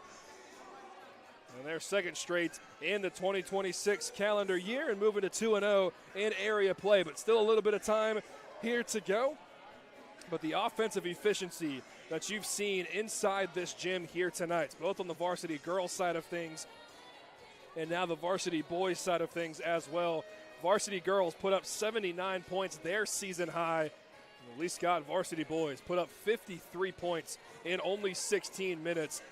Hard to think of too many wrongs that you can complain about if you're either Coach Corey Harrison or Coach William Johnson. I know that they still got things that they want to work on, but my goodness, you feel like it is a very nice start to the weekend. Everybody going to be rather happy. Let's take a look at some of these first half stats in here as well before we take a look around the rest of college basketball, some college football in there as well. But the halftime stats tonight are brought to you by Lee County Revenue Commissioner Olene Price, who reminds you that if you need services from her office, there's the main office at the courthouse in Opelika and satellite offices in Auburn and Smith Station. Working my way down numerically, Gray Haley, he has 6. Hayden Harper leads all scorers with 14. Chapman Harris with 2. Wyatt Watley with 12. William Lyles with 2. Parks Myers with 7. Jack Fuquay with 3. Barrett Cook with 3. You have Matthew Whittington with 2 and Wash Johnson with 1. So already quite a few. 1, 2, 3, 4, 5, 6, 7, 8, 9, 10 Warriors have already scored here in this first half. A recipe for what should be a cruise through the second half. You prioritize health, you prioritize getting a bunch of these guys minutes. You'll probably see the starters play a couple of these just to make sure that you get where you want to go, keeping that mindset of doing what you need to do out of the halftime break, so that way you don't lose that spark. But after that, your focus turns to health, your focus turns to doing what you need to do to eat a little bit of clock and getting out of here with another big-time win. A look over in Atlanta with Oregon and Indiana in the Peach Bowl. They are competing to play Miami in the national championship. Again, that national championship is in Miami Gardens in Hard Rock Stadium. So Miami will be able to use their practice facility. They'll be able to sleep in their own beds rather than Indiana and Oregon playing in Atlanta right now. After 10 games, they will play here in just about a week and a half or so. Trying to pull it up on my phone, but no luck on that side of things. Tell you what, we'll take a break. We'll come back, and then we'll give you a little bit of an update. Here we go, 14-7 Indiana. Okay, so no score, but Oregon has the ball at their own 13-yard line following a Hoosier punt. And so we'll dive into that a little bit, talk about what the weekend holds in the Auburn-Opelika area as we go along. We'll be back. Continue on with the Orthopedic Clinic halftime reports right after this. You're listening to Radio Alabama Sports on Tiger Country 104.5, and this is the Lee Scott Sports Network presented by the Orthopedic Clinic. My joints aren't what they used to be. Routine exercise, playing ball outside with the kids, riding bikes on vacation. I never worried about keeping up. But now, my joint pain has started slowing me down. I decided to make an appointment with the Orthopedic Clinic. Their surgical partners had the experience, technology, and personalized approach to care that I was looking for. Best of all, it was close to home. I'm thankful I chose the Orthopedic Clinic. Don't let joint pain slow you down. Visit theorthoclinic.com and schedule your appointment today.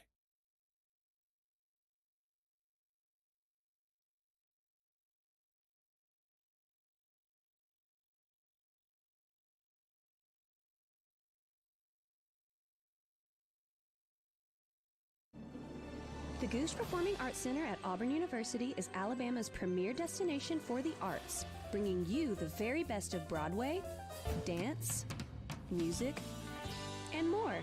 Learn more about upcoming performances and see the calendar of events online at gougecenter.auburn.edu. That's GOGUE center.auburn.edu. Or call the box office 334-844-TIXS. Every sports team has a glue guy, the unsung hero that does the dirty work. Society's glue guys are towing companies. Whether your car is in an accident or you own a business and need a vehicle moved, we all need tow trucks. When you need one, call Auburn Express Towing, offering 24-hour towing services. AET specializes in parking lot and private property towing in Auburn. Call 334-821-6033. Auburn Express Towing, located at 615 Opelika Road.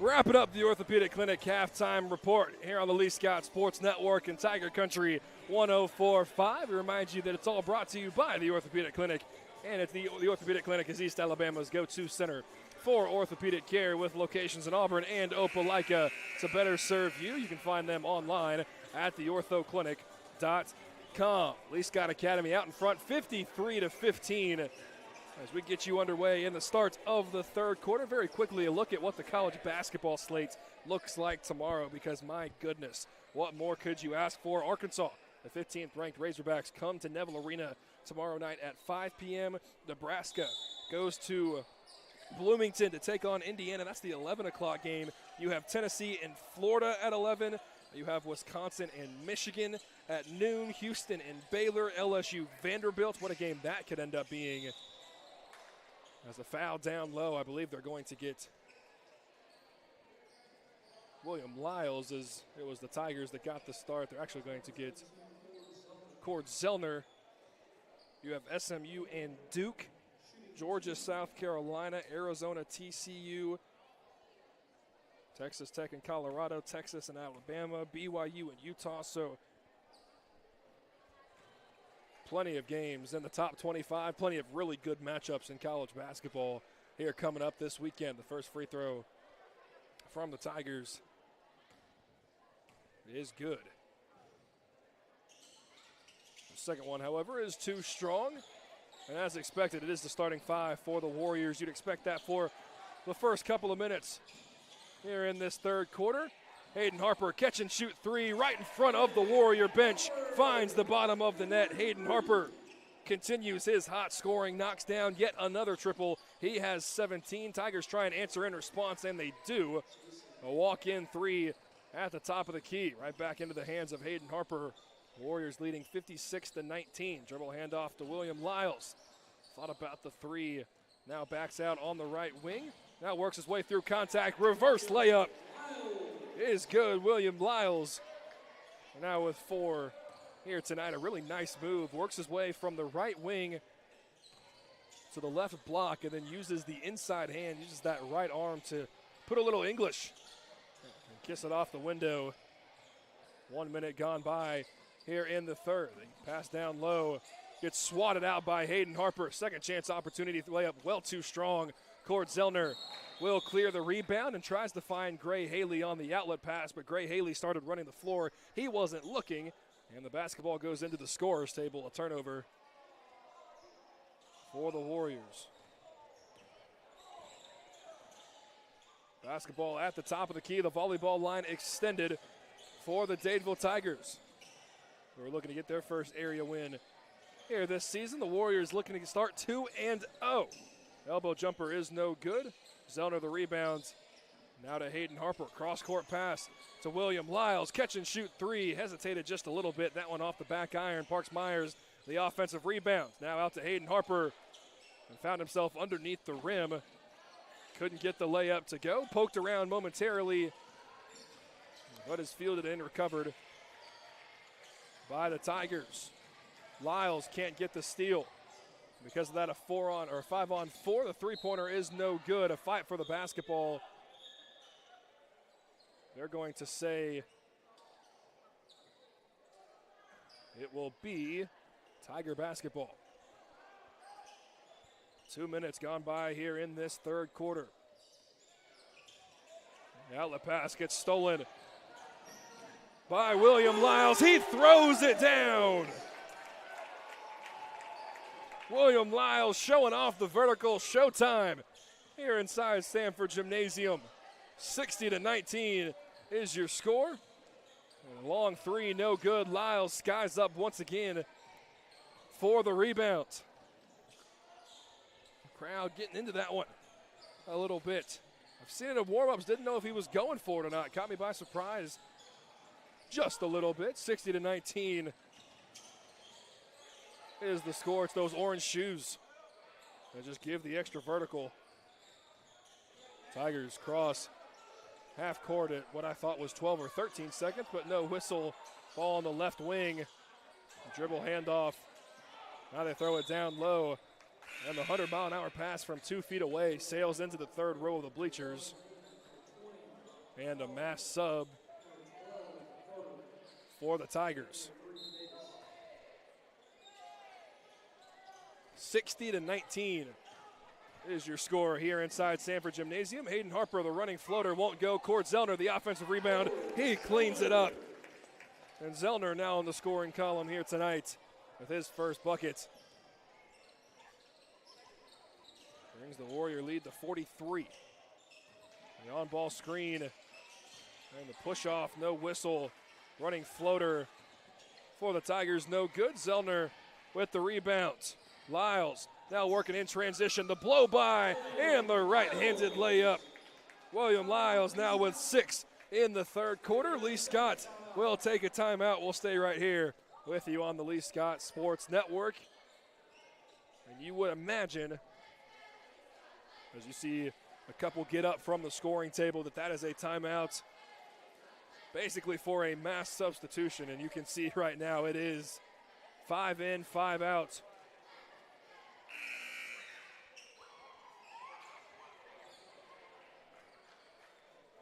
So the 5 now on the floor for the Warriors as Wyatt Watley, Barrett Cook, Chapman Harris, Jack Fuquay, and Mayor Whittington.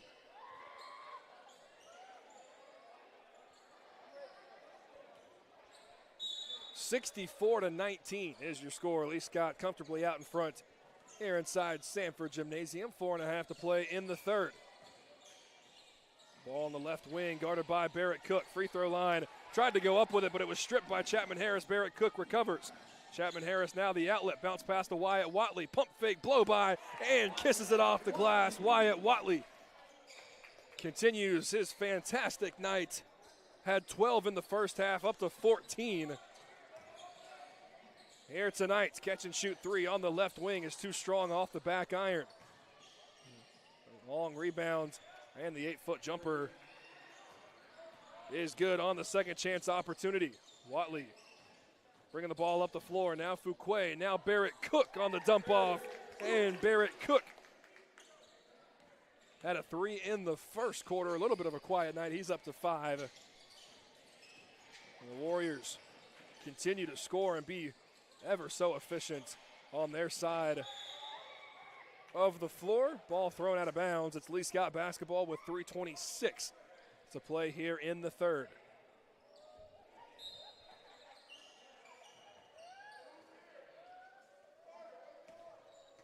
Chapman Harris dribbles the ball up with the left hand.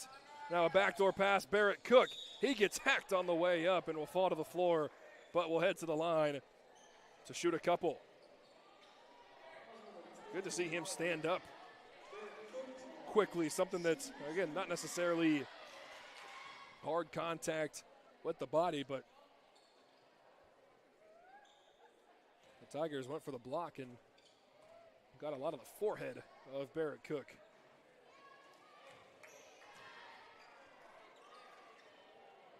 But Cook knocks down the front end.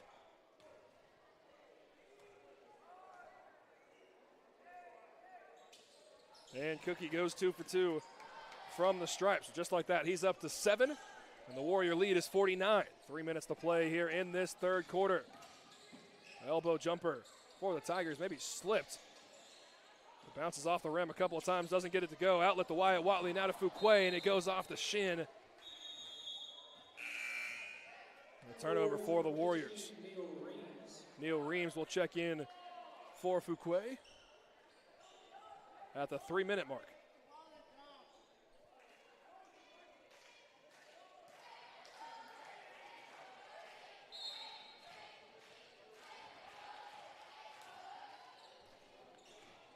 Approaching 8 o'clock here Central Time. On a rainy Friday night in Auburn, Alabama. We appreciate everybody for spending your time here with us on the Lee Scott Sports Network. The 3 is no good for Dadeville. Barrett Cook with the long rebounds. Now to Chapman Harris, right in front of Coach William Johnson. Now Whittington posting up, uses the left hand, gets it to go, plus the foul. What a post move from Whittington. They blocked him off right. He used his left happily and gets it to go off the glass.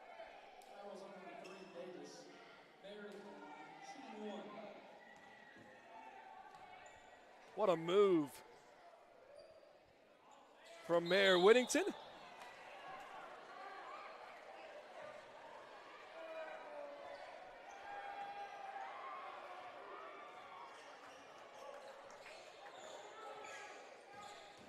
Can't connect on the free throw, but still, what a move. The catch and shoot 3 at the top of the key is too strong. Chapman Harris with the rebound. And now a reach-in foul in frustration. With 2:18. It's a play here in the third.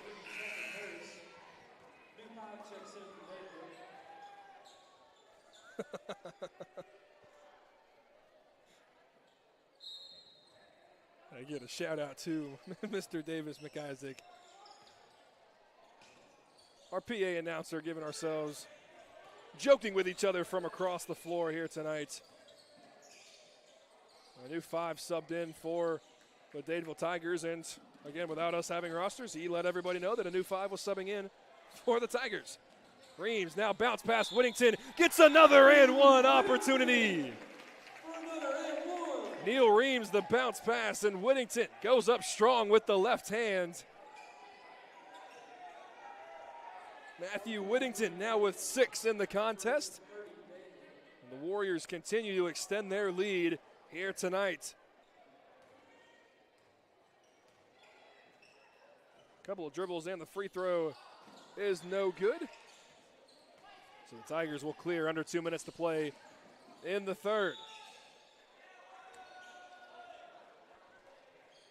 Running the other way, a Euro step. And a weak foul on Neil Reams will be called to send the Tigers to the free throw line.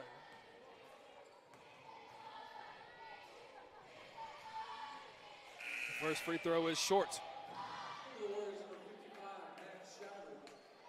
Max Shiver will sub in for Whittington. The Warrior lead is 53 here in the third quarter.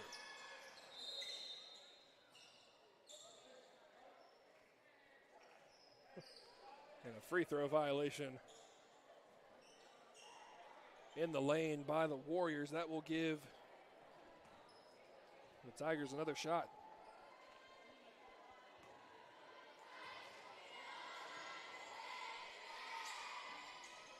And he makes the Warriors pay by knocking down the free throw. 1:45 to play here in the third. Reams takes it coast to coast, goes up strong, and he will head to the line to shoot a couple.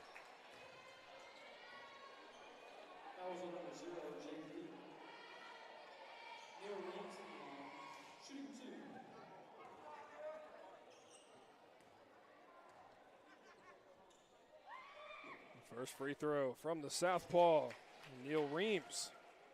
Now in the scoring column tonight.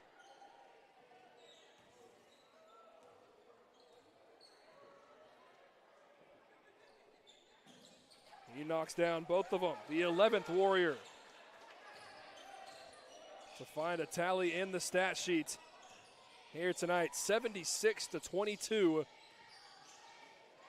Here's your score. The Warriors, if they really choose to tonight, could try and make a little bit of history. Max Shiver gets the steal, now throws it up to Chapman Harris, spins his way. Now the bounce pass, beautiful pass to Wyatt Watley. And Watley continues to add to the total. He's up to 16 tonight. A running three from the left wing in response by the Tigers is good. 78-25 now your score. Wyatt Watley brings the ball across half court with a minute to play in the third. Chapman Harris works his way downhill. Bounce pass, Max Shiver. He now gets a chance at an and one. Warriors doing a beautiful job splitting the defense, working their way down into the paint. The help defense overcorrects and leaves the bounce pass wide open. And Shiver now make it 12 Warriors have scored tonight.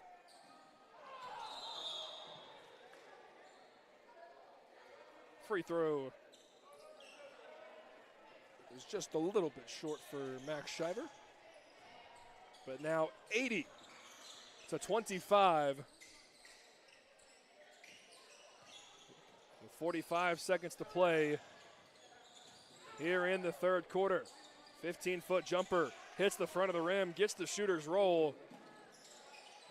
80-27. Now 30 seconds to play here in this third period. Barrett Cook with the basketball, works his way downhill. Euro step with the left hand, kisses it off the window. And Barrett Cook now with 6 in the quarter. continues to add to the Warrior lead.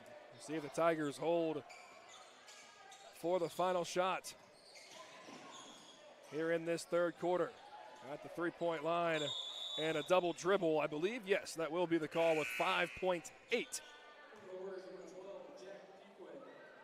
Jack Fuquay will check in for Chapman Harris. We'll see who wants the final shot here. Wyatt Watley lets the ball roll up the floor, picks it up at half court. Now throws it down low, tries to find Max Shiver, instead turns it over. Now floater on the other end is no good. And that is how the third quarter will come to a close. Dominance here inside Sanford Gymnasium. We're through three, and the Warriors are out in front of the Dadeville Tigers 82-27. We'll be back with the final 8 minutes right after this here on the Lee Scott Sports Network, presented by the Orthopedic Clinic. Hey guys, this is Tyler Reynolds with Reynolds Outdoors. Fall is right around the corner, which means hunting season will be on us before you know it. We are now carrying some of the best-known archery brand names like Matthews and PSC to go along with our well-stocked supply of firearms we have always been known for. And did you know we are the largest dealer of box blinds in Alabama, carrying popular brand names like Redneck and Banks? Don't forget, we carry Sitka, Bandit, and Drake apparel as well. Come see us today to meet all of your fall hunting needs. Located on Geneva Street in Opelika. Hi, this is Tyler with Gutter Pro. Around here, we believe details make the difference. That's why we're the premier choice for custom seamless gutter systems and leaf protection for both homes and businesses. No matter what kind of gutter you need, we do it all. From seamless installs to custom finishes, our work is built to last and tailored to your style. So don't settle for less. Leave it to the pros at Gutter Pro. Check us out today at gutterprosolutions.com. That's gutterprosolutions.com.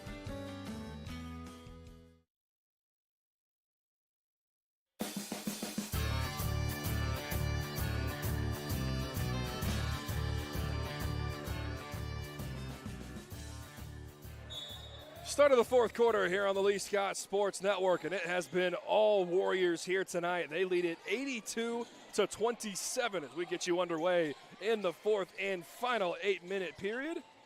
We'll get you the five on the floor for the Warriors here momentarily, but Whittington has the basketball now. Watch Johnson, his catch-and-shoot triple on the top of the key is no good. Max Shiver, the offensive rebound, and he will now head to the line to shoot a couple. The clock will run throughout this entire fourth quarter, but selfishly, I don't want it to because I need 18 points. First free throw from Shiver is short. Again, 82-27. Would love to know what the total points or the most total points scored in a game for Lee Scott is. As Shiver goes 1 for 2 from the line. Step in, left wing three is short for the Tigers. Offensive rebound. Now the elbow jumper, and the Tigers able to knock it down.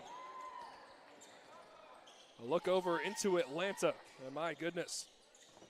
The Hoosiers may in fact be the best team in the country. They lead at 28-7 as Whittington works his way through the middle of the floor, throws it up with the left hand, gets it to go, and gets the foul.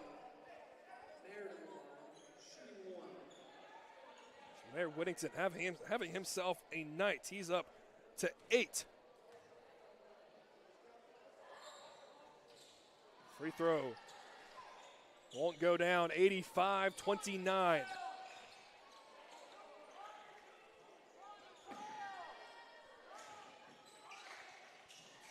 Ball working around the perimeter for the Tigers. Catch and shoot three in the far corner, no good. Offensive rebound in the short corner. Kick out, top of the key, three, no good. Max Shiver, nice box out, but can't corral the rebounds. Another chance for the Dadeville Tigers, and they'll set up outside the left wing. Skip pass all the way to the short corner. Tough shot, can't get it to go. Ball knocked around, and Neil Reams will gather the rebound with 5.5 to play. Reams, a crossover dribble, almost gets knocked out of bounds, but tries to save the basketball and ends up turning it over. Tigers will slow their way up in the half court. Skip pass into the far corner, now running baseline. Now the left block, layup is good, and the foul.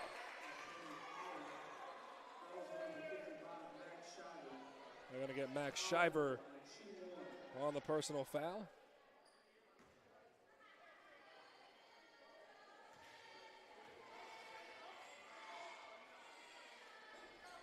Free throw, however, is no good, and Whittington is able to clear it for the Warriors. 4.5 to play in the fourth quarter. The Warriors lead at 85-31. Watch Johnson running baseline, kick out. Fuquay for three, can't get it to go. A good opportunity. The Tigers will walk the ball up the floor.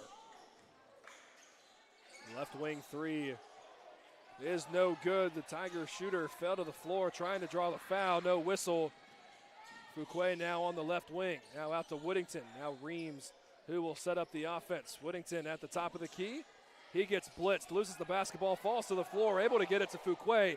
Now back to Neil Reams. His triple is too strong, and the Tigers able to clear it on the weak side.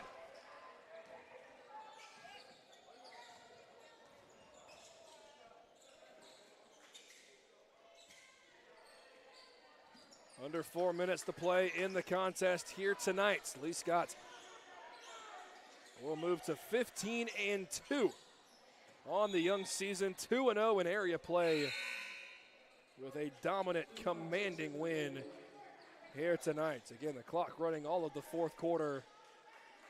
I know the fans, I know the students, I know the players would like to see 15 more points in there as well. You'd be surprised if you can get to that number. Catch and shoot three on the left wing is no good. Knocked out of bounds. It's Warrior basketball approaching the 3-minute mark here in this fourth quarter. 85-31.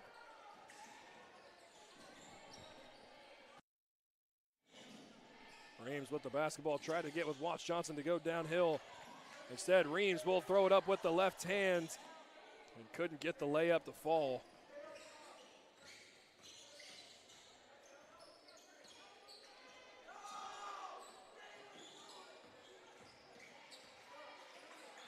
Two and a half to play. Sidestep three for the Tigers, no good. Johnson with the rebound. He'll try and take things coast to coast, bobbles the basketball. And so now we'll walk things out. Matthew Whittington for three from the left wing. He knocks it down.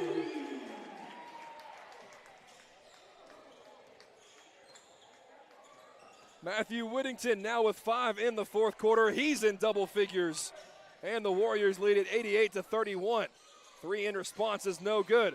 Fuquay running the floor.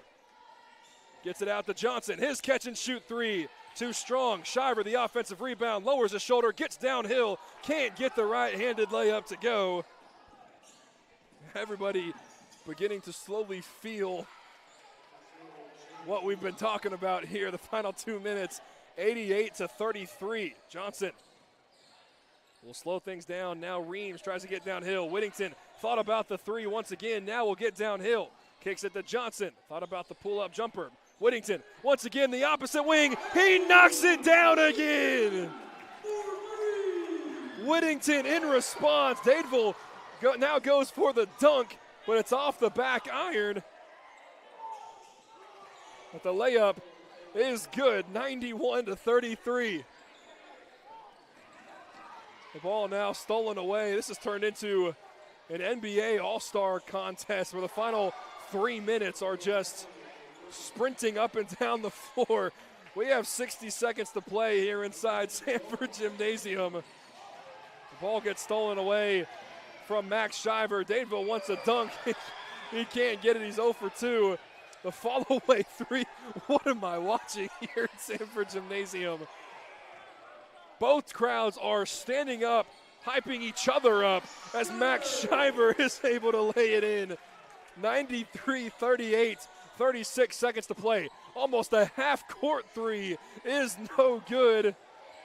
And Jack Fuquay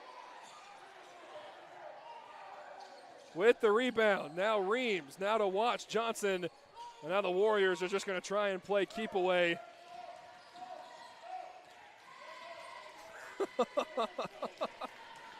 Oh, my goodness.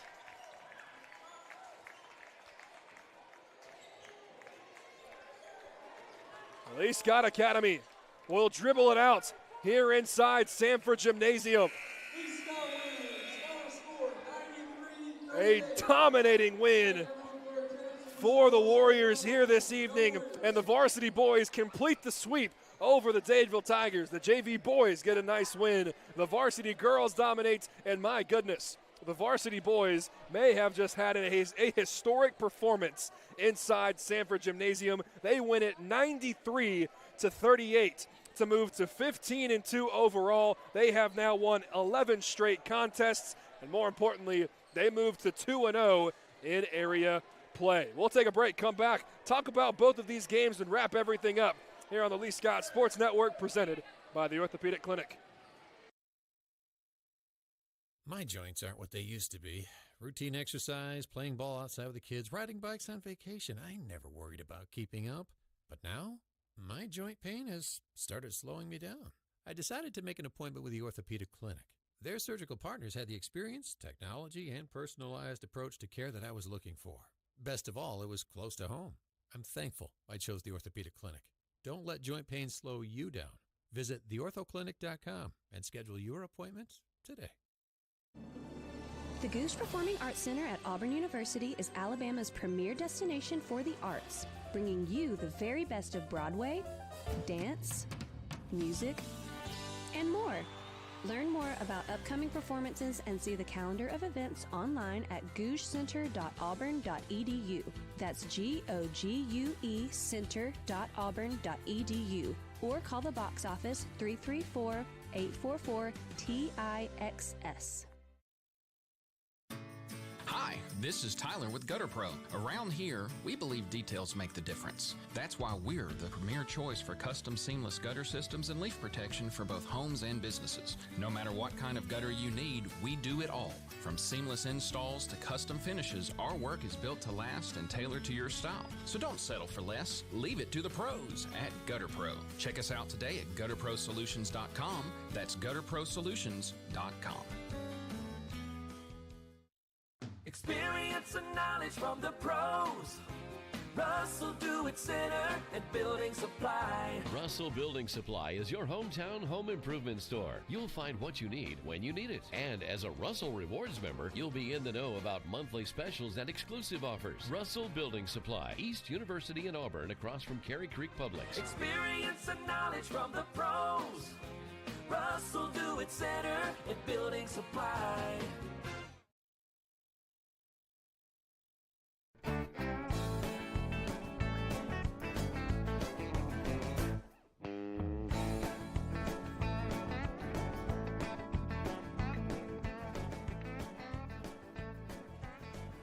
A historic night inside Sanford Gymnasium as the Lee Scott varsity boys defeat the Dadeville Tigers 93-38.